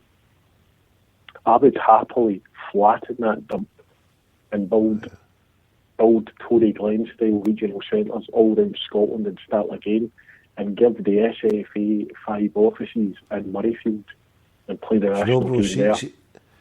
She would develop the outer part of Hampden, round about there. See, for the amount of money you'd make in flats, dear God, the amount of money you make in houses, just flatten the place and then flats, and then see the bit where the actual grun is, like you say. You could turn it into a few Tory Glens on the one bit and have it for a national centre of excellence for all the fucking poor and underprivileged ways of the south side. I mean, what a fucking way to do it. I don't know about your side of the river, but you know, over here we used to have the 40 pitches at Tory Glen, the red-ass pitches, and that's like an answer. The 50 pitches in Govan, and then there was ones up in Milton where there was a whole load of big mad pitches just between the, what they call it, the switchback, and fucking. And you look at it now. You've just seen like the English FA now having an investigation into the state of the game and how they'll still get the Hackney and Arse's pitches, you know, which is fantastic, used every Saturday and Sunday. And you look at how this game's. More kids up here now just play their FIFA because they've nowhere to go and play football. They can't afford to go and hire these 4G pitches, mate. You know. But I mean, say my boy's into basketball now because it's indoor and it saves them having to fucking deal with the climate, mate. Waynes don't want the fucking hindrance of having to deal with the weather, mate, and it puts them off. I mean, no matter what we say about the thing, mate, you're saying about the Xbox, right? But they've got that problem in other countries, right? So, but then it's just the underinvestment of having indoor facilities where the Wayne can go in and take their 5 mates. Right, my wee boy has to go with his pals to a place and wait till it closes down, and then they bump themselves in. You know what I mean? They bump themselves in and they go in and kick a boot to They get started now in the summer. Well, I mean, they only do it in the summer. there's Dundee United, though. They're building a £1 million centre, and when you're not using it, it's going to be used by the community. You know, so I think it'll be good. The yoke of the dark shadow which the Glasgow to what projected over Scottish football is gone now. And as I say, if Celtic's making moves to go to England or do whatever they're going to do, fine, but at least it's got the grassroots of clubs like Dundee United and Hibs and that, and even Hearts have got a tremendous youth policy just to bring the game through, mate, you know. Indeed. I think, I mean, see, and almost the way you were defending Mr. Lawwell there, mate, took me by shock. Took me by shock. You're almost defending Mr. Lawwell, but I would say that to do things properly, to have a roots and all development at Celtic, the way things, if there was to be a revolution and there was to be fans, I would like to think that we would be in doing things a lot different and a lot better, and it wouldn't be all based on cost and money, and it wouldn't all be about the drive to compete against a bankrupt philosophy. So, and sadly, we've not changed anything, and sadly they've not changed anything. So the old adage, it's not a fool that makes a mistake, it's a fool that doesn't learn from his mistake. And that's why I don't want to participate in these bunch of fools in Scottish football, and that's why I don't know what this daft in UEFA will be able to do, but I'm going to give them the whole fucking I think we have always been humble, Tommy. I mean, from when I've seen Celtic, you always knew, if you seen a young Charlie Nicholas and all that, you went, oof, he'll be off.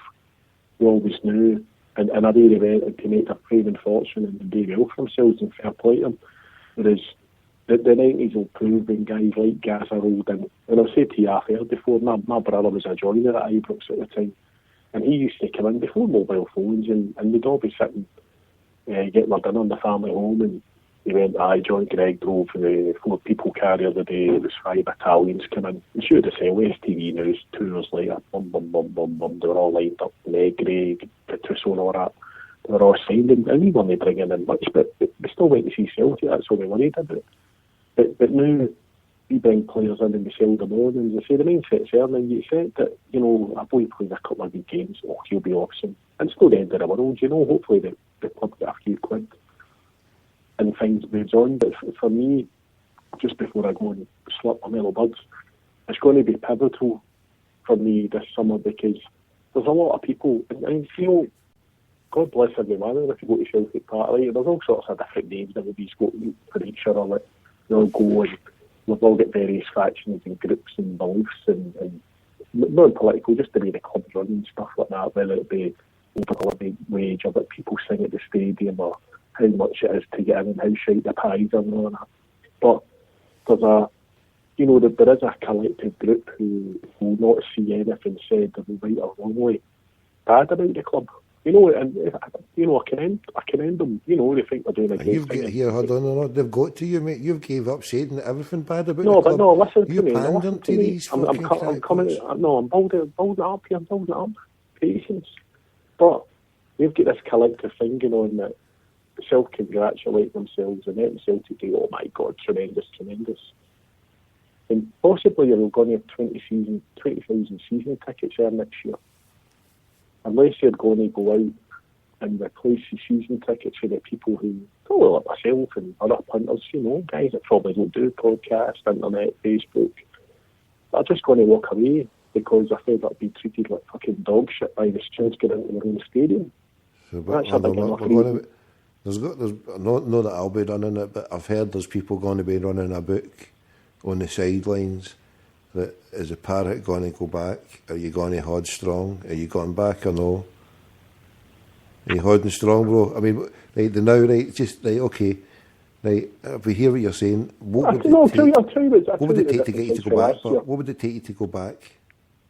Well, the main things that made me sort of say, I'm going to go to the odd game, I'm not going to boycott it, I'll probably do more away games. Just the politics of the club and what's happening. I mean, I'm getting myself all angry and tweeting all sorts of nonsense and cash and carry and pissing people off because, you know, I've invested money here like everybody is and I don't think we're getting what we should be getting. And, you know, this isn't just monetary stuff, this is like policy and beliefs. But to went to one of the meetings that, you know, the Celtic Trust had helped set up and to be told that 200 Celtic supporters, people who came from in Scotland in work gear, straight from work, to be told that a message sent by the club saying, well, there's 200 of these in there and you don't really count. You know, we've got 1 million followers on Facebook. So the ground holds 60,000. You know, I've never been talked to that by anybody in my life, let alone folk who, you know, fourth generation going to see that team. Just unacceptable, mate. You know, and listen, as you know, I'm 8 bus stops for the ground, mate, you know, but there was folk for Fife, Dundee, Edinburgh, Ellenborough that night had made a conscious effort to get up there. The reason I went back last year is, you know, there was a collective group who used to sit below me. They're just noisy Celtic fans to me, they're nothing else. And they were getting fucked about, and I went out with them, as you did yourself, and boys like Paul did. You know, they said if one Celtic supporters that we're all out because the difference is, if one of the so-called Celtic family were parked out for nothing, the Green Brigade boys and lasses, and both the punters like myself, another good Celtic club would have stood with them because that's what we did. Solidarity, we always had to stick together. And the Green Brigade were sort of lured in at the last minute for saying the club said, all right, we'll do this and we'll do that. And they bought their season tickets. And, you know, there's been faults on all sides over it this year. And they decided that they weren't wanted anymore. And I said to you off air, a certain member of the Celtic board was at a meeting the other night and allegedly said that, you know, the Green Brigade served its purpose. So, you know, probably maybe guys like me, the club don't need me anymore, mate. You know, you're sort of, you get starry-eyed, and I'll just stick fucking your goalies on the YouTube, mate, or go to an away game. For the club to change, for me to go back, I'd need to see that offensive behaviour act vanishing. I would need to see the club paying the living wage. And I'd just like to see a few other things, mate. And I can't see, unfortunately, the chief executive might be doing a great job at some people's eyes. Peter probably would have to go. And then, as you know, I'm not a fan of Neil Lennon, but I'd be willing to give Neil Lennon another year under a more dynamic, flexible CEO who gives him a bit of money and lets him go in and do the job without having maybe a hand tied behind his back. Because that probably out of order by giving Neil Lennon a hard time, not knowing the circumstances he looks under.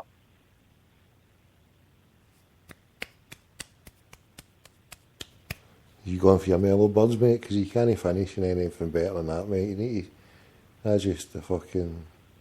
I'm not going to delete this one, mate. We're going to save this one and that bit there. We've got it there, and if that can all happen, mate, then we need to make this happen so we can get you back. And if you go back under those circumstances, I might even go back. How's that? Provided we get rid of the SFA and this guy, whatever his name was, Roman or whatever he is, he's over in Rome this weekend, but Monday morning he's getting the full kit and caboodle. So if you get all that and I get that guy on board, then we'll go for it then, right? If no, mate, it means I've got my slush puppy money ready to go to Vegas with next year as your compere. Let's get it going down then, that sounds good, right? Right, Hare Krishna, mate, and big shout out to Chaz, and I'll see you all soon, mate. Ta-ra. God bless, mate, speak soon. That was just tremendous, wasn't it? Right, where were we? What were about here? Even the olives were bleeding as the battle for Madrid thundered on, to root in love against the force of evil, brotherhood against the fascist love. Viva la Quinta Brigada, no passer on the pledge that made him fun. And the Atlanteans that cry around the hillside, let us remember them tonight. Bob Hillard was the Church of Ireland pastor. From Killarney across the Pyrenees he came. From there he came a brave young Christian brother. Side by side they fought and died in Spain. Tommy Woods, at 17, died in Cordoba. But the Vienna, he learned to hold the gun. From Dublin to the Via del Rio, where they fought and died beneath the Spanish sun. Viva la Quinta Brigada, no pass around the pledge that made him fight. Adelante is the crier of the hillside. Let us remember them tonight. When the Irishman heard the call of Franco, joined Hitler and Mussolini too. The propaganda from the pulpit and newspapers had dug Duffy to gather up his crew. And the word came from the church support the Nazis. Then at last they failed again. The bishops blessed the blue shirts down in Galway as they sailed beneath the swastika to Spain. Viva la Quinta Brigada, no pass around the pledge that made a fight. Adelante is the crier of the hillside. Let us remember them tonight. And this song is a tribute to Frank Riley, Kit Conway and Vinnie Cody too, Peter Daly, Charlie Reagan and Hugh Bonner. So many died and but never few. Danny Boyle, Leslie Brown and Charlie Dundee, Liam Tomlinson and Jim Straney from Shortstrand, Jack Nelty, Tommy Patton and Frank Conroy, Jim Foley, Tony Fox and Dick O'Neill. Viva la Quinta Brigada, no pass around the pledge that made it fun. Adelante is the crier of the hillside. Let us remember them tonight. Viva la Quinta Brigada, let us remember them tonight. Viva la Quinta Brigada, let us remember them tonight.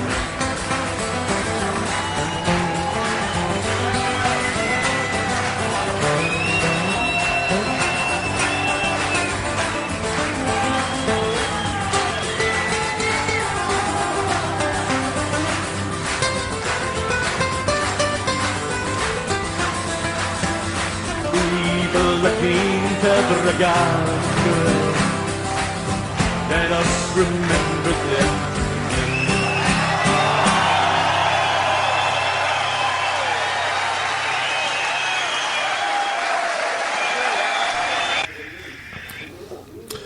Right, the rising fascist tide in Ukraine. I was just watching something there.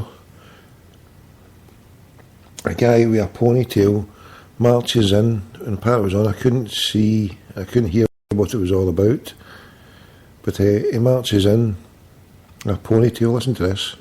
That the new Ukraine government is fascist. Some Ukrainian politicians encourage that idea.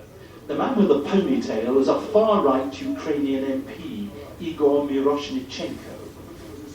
These extraordinary internet pictures show him raging at the boss of the TV channel for daring to show news footage last night of President Putin welcoming the Crimean takeover.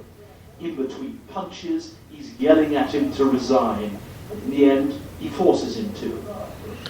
All the way through that, the first bit he does is he grabs his tie, he throttles him with his own fucking tie, and then he holds him, pushing him with a whole mob there behind him. Fucking animal bastard. And then he pokes him in his eye, and then he stamps on his feet. Fucking bastard, pushing him. Dirty bastard. Hit him with his throat, hit him in the eye, kicked him, punching him, trying to punch him in the balls. Somebody slapped him in the head, pushed him forward. Somebody's punched him in the neck. Fucking dirty, lousy bastards. So the fascists are in Ukraine. So the parrot was right. He's Lithuanian. Already he said, tie yourselves up to the Russians. Off. Yeah, when I guess to the stage, the Lithuanians want to tie themselves up to Russia. Let's get the rubles in the now. What a wonderful tune this is. Let's play it again.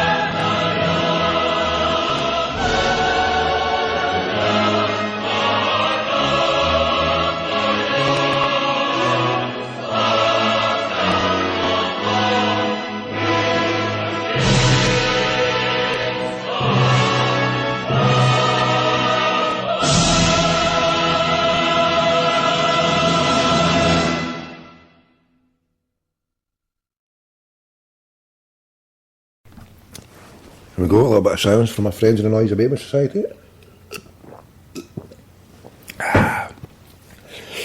And yes, it's competition time. National anthem, competition time. So that was our winner from earlier on today, the Russian national anthem, quality piece of tunage. So this is the quarter-finals. He's through to the... Is he a semi-finalist? I don't know. We'll see how many we've got. We'll make it up as we go along. Right, so, hold on, shit, wrong one. Let me put this one. So we're going to get the French Marseillaise. I'm going to put the French national anthem up against the North Korean one. So we've got a major battle ensued here for the next part of the show. What one is going to do it? Is it going to be your North Korean one?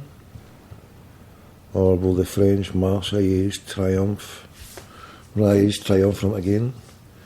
Right, so we'll get the French one on first. Not in any particular order, but it's the one that I've loaded up, so I'll wait to find on what's the other one? I'm going to have to, hold on, come on. Oh, come on, spell this right. Come on. Right, so that's that first one on the way.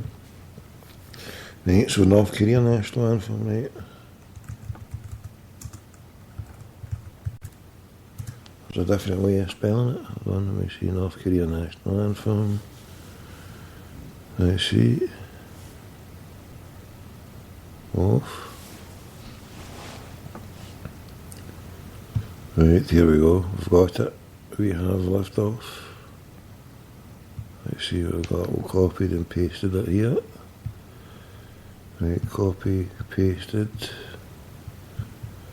Right, so we're going to put the French one up. So we're having a straight shootout here. Penalty kick time. We've got the French national anthem coming up. I'm just saving this one here, the North Korean one.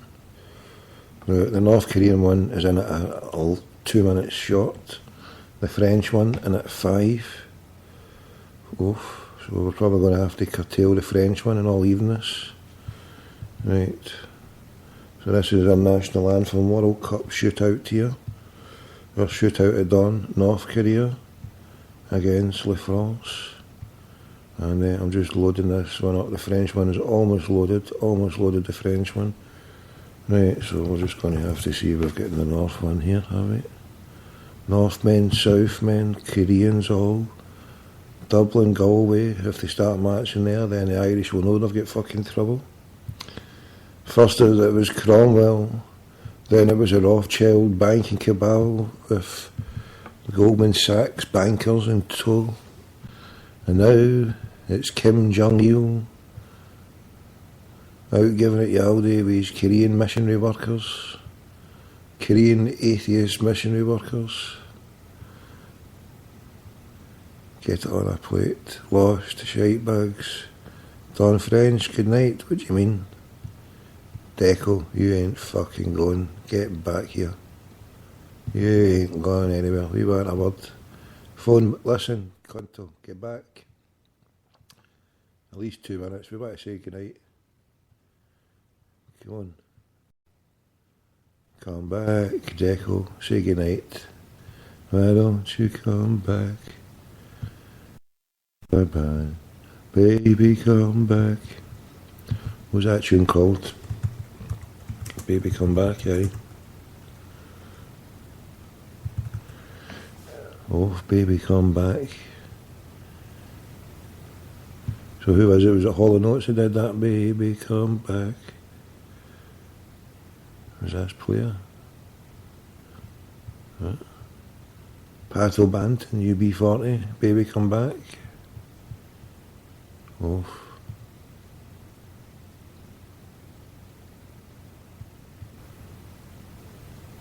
The Equals, baby come back. Will we go for the Equals? Or UB41? What one will we go for? There's one here, 1968.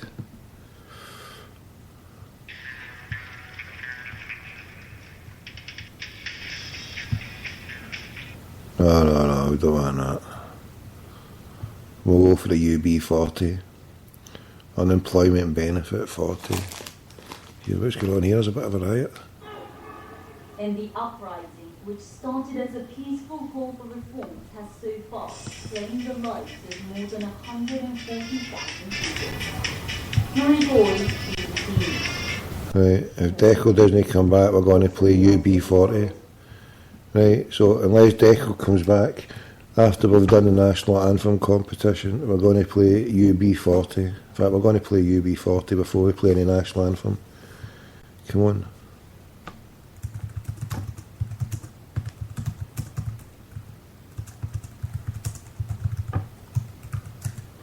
Right, I've told them I could on for 2 minutes to say cheerio, or else she's getting hit with Pato Banton. Baby, come back. With me singing Deco, come back. Bye bye bye bye. Right, enough of this. Come on, is it loaded? Tell me we've got the French. We've got the French one loaded, so here we go. And we've got the North Korean one loaded. We're all good to go. The bases are fully fucking loaded here. Right. Right, hold on, we'll just see if we can get this other one in over here. No, we don't. Right, so we're going Vive la France style. So this is a vote. Deco says he's in the French quarter. So what are we playing here? I think we're going for the North Korean one first, right? So we've got the North Korean one coming up first, and then we've got the French. 2 minutes 50 words, so it's 3 minutes of the French one. So this is the Heat 2. This is to play whoever in the next round. I don't think we'll play them against Germany because that's too big a one to have. They're seeded, both of them are seeded to be in the final. I would say they're the 1 and 2 seeds. They're my 1 and 2 seeds. Well, the Welsh man get gubbed today, so the Welsh man's out. Right, here we go. Let's hear North Korea. All stand to attention for North Korea, if you're that way inclined.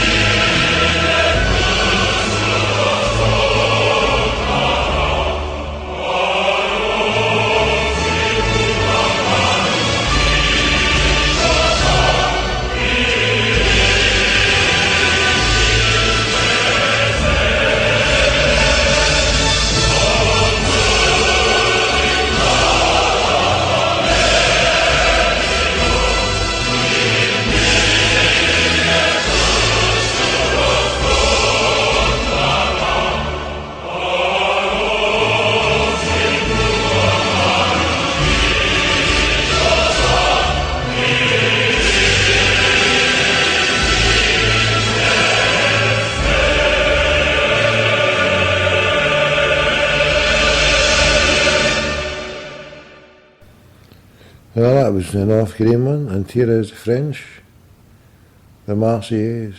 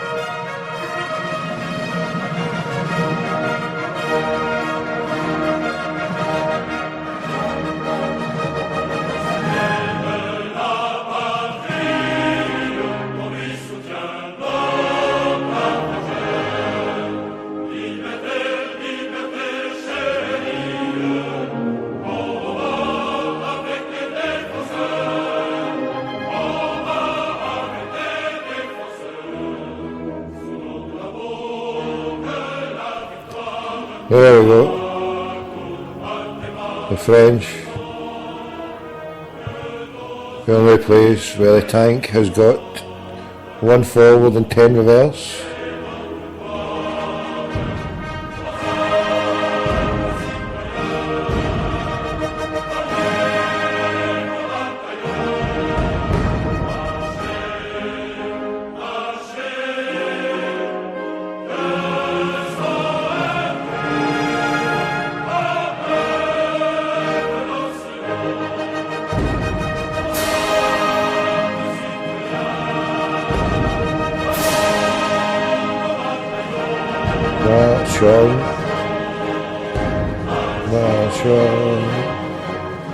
March on to the back, march on to victory. Right, so a wonderful tune. Right, well, there's a wonderful gentleman that I once spoke to, and he reckoned that the French army was stood down. They stood down en masse for a reason. No way Germany would have took over France if the French were ready to fight at the time. Why did that happen? Any ideas? Ernie said there, read your history. Come on, tell me, Ernie. Come and tell us what history you're talking about. Tell us what you're talking about. Right, so place your votes now. A bucket, St Joseph's. Sounds a bit of faith of our fathers. Stand up for a... Right, so what we're voting for here, place your votes now. North Korea, France, who's to get through? Right. Fucking windy out there tonight, I tell you. What's wrong with this place? Come on. Ernie, enough of your balls. What's all these Chinese going fucking tonto? Fucking blocked themselves in. What's happening? This is what it's all about. Look at that. Just fucking blockaded them. So let's see what's happening here. What are you doing here? Come on, you. Okay, this has gone fucking tonto. Stop it, Sky. Anyway, I just want to see here. Hold on. Right. This is what we're talking about here. This is what you call protesting. Blockading the doors with fucking chairs so you're not getting in here, cunts. Ukraine's naval headquarters being Off. occupied. Here we go, look at this one. Hundreds of Taiwanese students have occupied the Taiwanese. legislative chamber in protest. Get in there. Trade pact with China. Protesters Brilliant, look at have this. used chairs and other objects to block entrances. The trade agreement would allow service sector companies in both Taiwan and China to set up branches. Brilliant, just blockaded themselves in. Fucking get it gone. There'll be a bit of student action there. And tell you what, going to Taiwanese, and they got fuck all for it. Read it.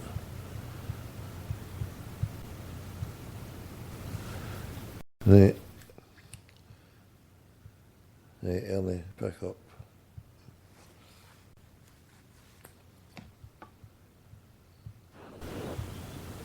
What's happening? I don't know, I'm trying to do a fucking joint, you nutcase. Who's that? I'm trying to do a joint. Trying to do a joint?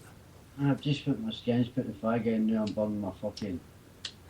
And now the next minute you phone me. What is it? Nothing, just to say how you're doing with your joint building. History. Peace be a... What is it again? Peace be upon you. Peace be upon you. Peace be upon you, brother. Aye, Muhammad, peace be upon you. Peace be upon the prophets, all the prophets. Oh, aye. Read your history about fucking France. Read your history about Scotland. Well, tell me, you tell us then, what's the history you're talking about? Tell me, you're sounding all the words of wisdom. No, that's why I've got you here, for the words of wisdom. See, no, you're the cunt that's playing fucking, oh, listen to this. About fucking French national anthem. Fuck the French. The French are fucked up. It's a vote over what's the nicest tune. Who's the nicest national anthem? Shut it. They fucking shat themselves and you're away playing their national anthem. Oh, viva, viva. They fucking shat themselves. Their fathers went fought for their cunt. Listen, for that. I played the national anthem a career in That's France it. for people to vote on the fucking what one is the nicest tune. The same, at the end of the day, you should be reading fucking more into your history. What was your favourite tune? All we want to know is what was your favourite tune? My favourite tune? Out of the two I played, the Korean one or the French one? I'll tell you now, fuck the Korean. Well, then, so who you got me? You got me so then that means you're voting for the French one? Well, I'm the same as you, I'm a shitbag. I'll just fucking let other cunts fight for me and turn around and say, peace be upon you. So you're not going for the French one then? Is that what you're going for the French one? Am I going for the French one? No, I'm going peace be upon you. No, but you've only got two votes. You can either vote for the French national anthem or the Korean national anthem. What one do you want to get through to the next round? Like, do me a favour. Aye. Who's won the vote? We don't know. We're waiting. We're going to tally it all together. Yeah. You're the hardest man to collect to vote for yet. Once we've collected yours, we're going to collect the rest of them. So You know what's your what? vote? I'm What's your gonna- vote from Kilmarnock? For the East End, we want your vote, I please. ain't into the Franks. You're buying No. the French one? French it is in? No, I'm not buying Kilmarnock.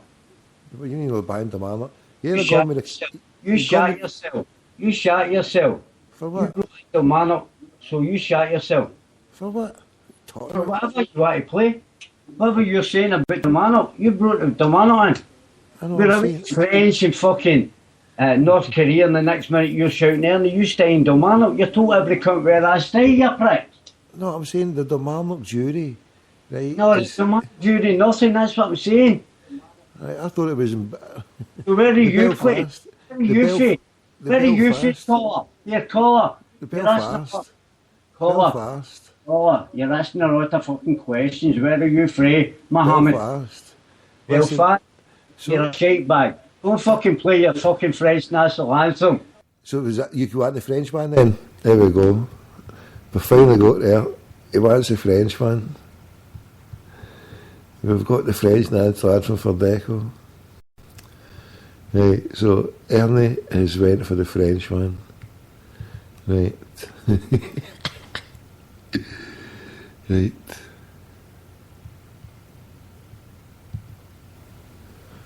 Right, here we go. Peace be upon the brother there. Peace be upon. Right. Peace be upon the earnest Meister. Peace be upon him. Right. The sweet harmony. Oh, I've had this too many times, right? Right, hold on. Deco's not what to say, cheerio. This is shocking. So, we never get Deco's vote. Deco actually voted for the French. Deco, he's a cheese-eating surrender monkey like Ernie. Ernie is a cheese-eating surrender monkey. He doesn't want to go with the Koreans, so he's plumped with the cheese-eating surrender monkeys as he's sitting there rolling his joint. Once he's rolling that, he's away to get his rolling cheese. Right, we're playing this because Deco hasn't come back, and Ernie has joined the cheese-eating monkeys, surrendered cheese-eating monkeys.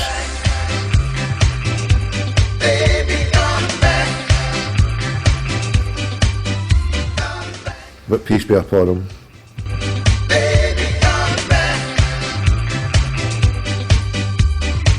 This is the first time you feel today. If you run away, I'm asking you for the first time, baby. Love me enough to stay. Stay. Stay. Stay. Come back.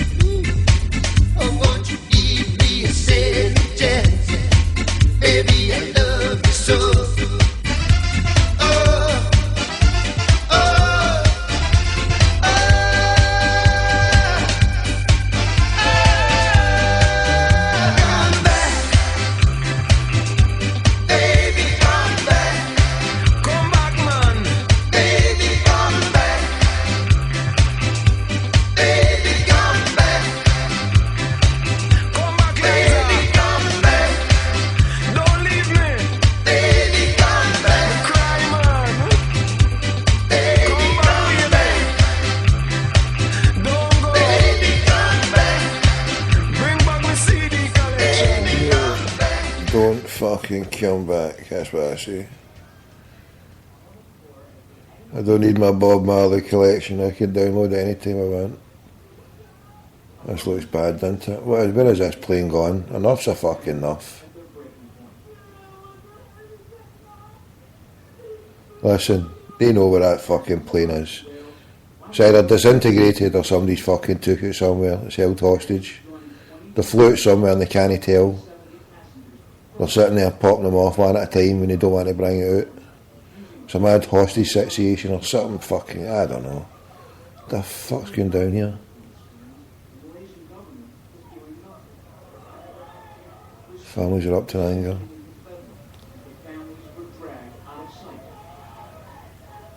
They've been dragged outside. What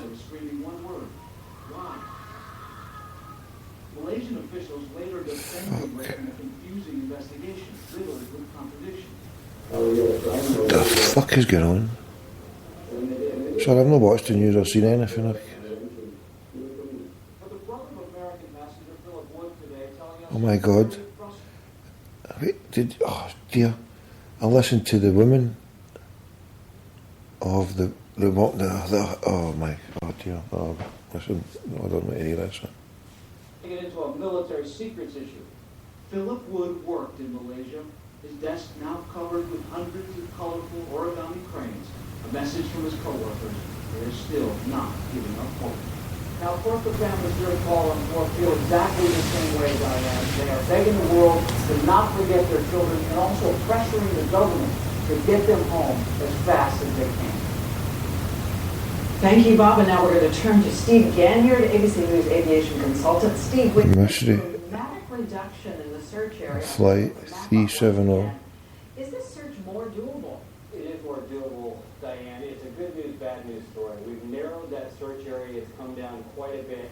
But the problem is it's still such an unbelievable large part of the ocean that we have to search that, as the Australian said today, it's going to take... Hold on, right. The thing is, if it's been hijacked, if they're going to just blow the thing up, they don't have to go and take it in a mad detour and blow it up, do they? This is all bullshit. So if we're going to find something, it's going to have to be on top of the surface, still floating, something they can see, perhaps some of the radar can see some reflection, but it has to be on top of the... Right, planes have got a system, intercept friend or foe, they're talking about how they can turn it off. Fucking, this is bollocks, isn't it? Who are they trying to kid? They're having a fucking giraffe. Can be heard on those black boxes? Optimally, it can be heard 5 to 10 miles, but if it's at the bottom of the ocean and it's already several miles below the ocean, then you have to be almost right on top of it. This is why it's so important to get to that wreckage as soon as we can and get an oceanographic ship out there so we can try and hear these things before the battery on that black box gives out. Race Against Time continues. Thank you again, Steve Ganyard. Our team on the story again this morning. But we move on now to the dramatic conclusion in a story we first broke here in... Listen, this is what I want to see with this. Runaway cars, let's get a grip of this. What's going down here? Well, tonight, the maker of those cars, Toyota, This is BBC News. She's got ABC World News. Runaway cars. Fuck's sake. The horrific accidents that put fear in the hearts of drivers. Sudden, unintended acceleration in some Toyota and Lexus vehicles was killing people on the highways. 4 people died in that 2009 crash, and a wave of reports about runaway Toyotas sparked a federal investigation. In today's $1.2 billion settlement with the Justice Department, Toyota admitted that it misled U.S. consumers by concealing and making deceptive statements about unintended acceleration. Toyota confronted a public safety emergency as if it was simply a public relations problem. The Justice Department says Toyota had first blamed driver error, then admitted floor mats could trap the gas pedal in some models.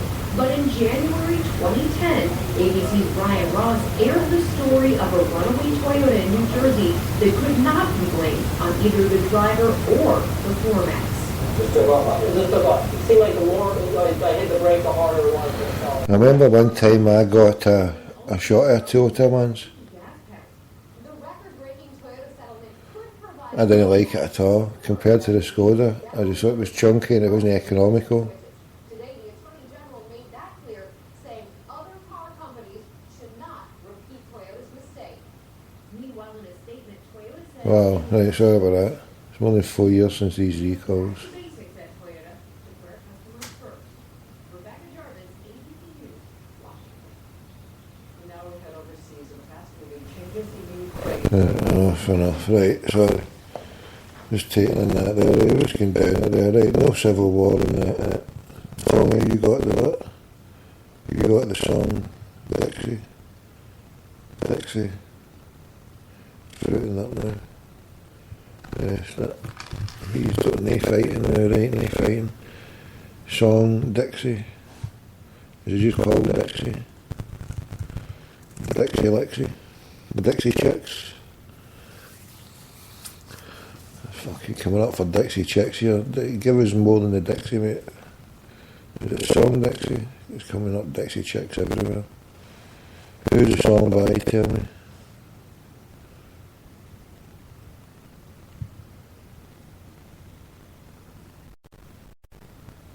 Dixieland. I've got Dixie, which is live performance of the second South Carolina String Band. You know about that one, are you? Dixie Chicks. Bob Dylan, Dixie. You talk Bob Dylan, Dixie. Was it Bob Dylan, Dixie?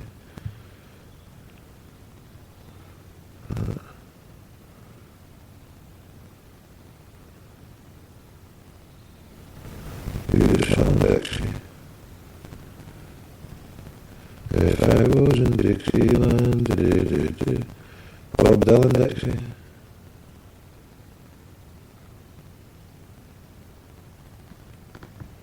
You mean I put Bob Dylan Dixie over for you, Cheetah? That's all you want.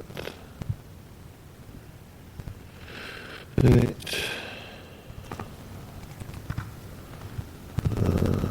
Let's see. Well, you know, we start the show early tonight, so we're finishing early. Let's see.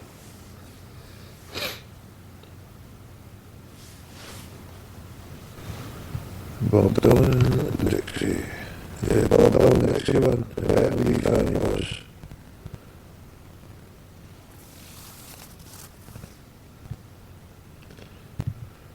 Let's see. Take it away. Save it here. Right.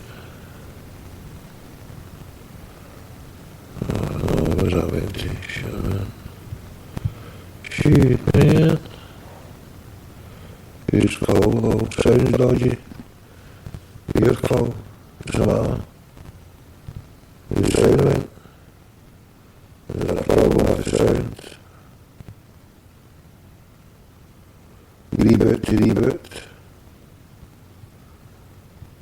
Are you kidding me? If it is, I'm rebooting to my bed.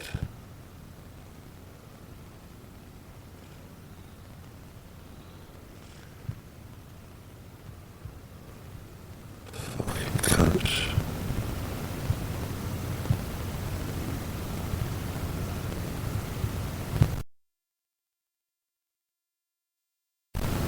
Right. I've rebooted half of it. Let's see if it's worked.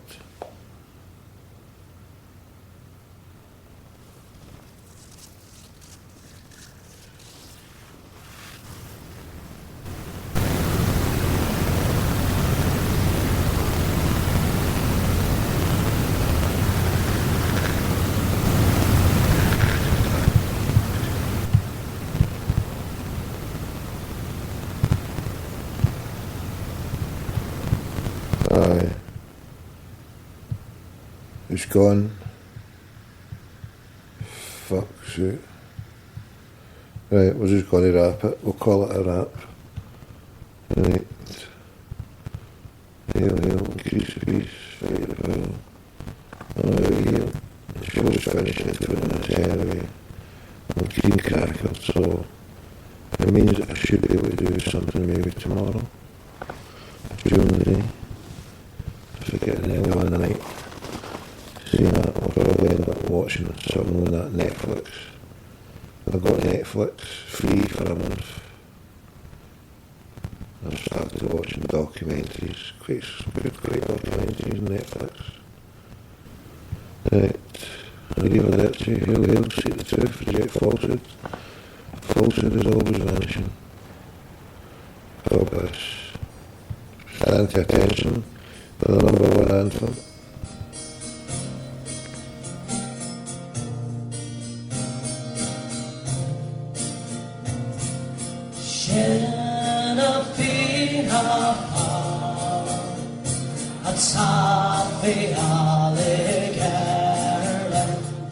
Queens are slow, her tender lange Papers face her, chanter a sjunker pasta, the odd par, panseran of the town, and dogs by him Sabarnohel, they come again, and was no still, they gone their stray. Nilabag na bile,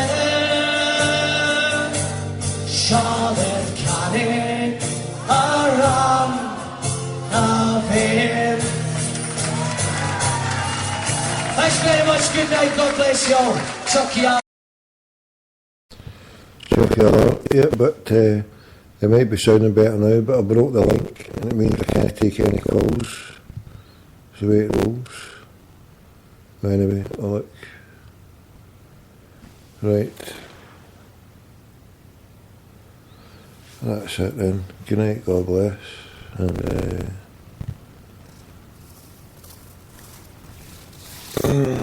right, where's my Xbox controller? Right. Xbox. Anyway, the last game of FIFA. Or what calls it. Xbox, right, my handle is Tommy Gold 1888, there you go, Tommy Gold 1888, so if you want to hump at FIFA, there's my code. I'll leave it there to you, in about 15 seconds. Xbox up to the max, God bless. I'll try to do a wee show tomorrow, during the daytime hopefully. The cat pops away.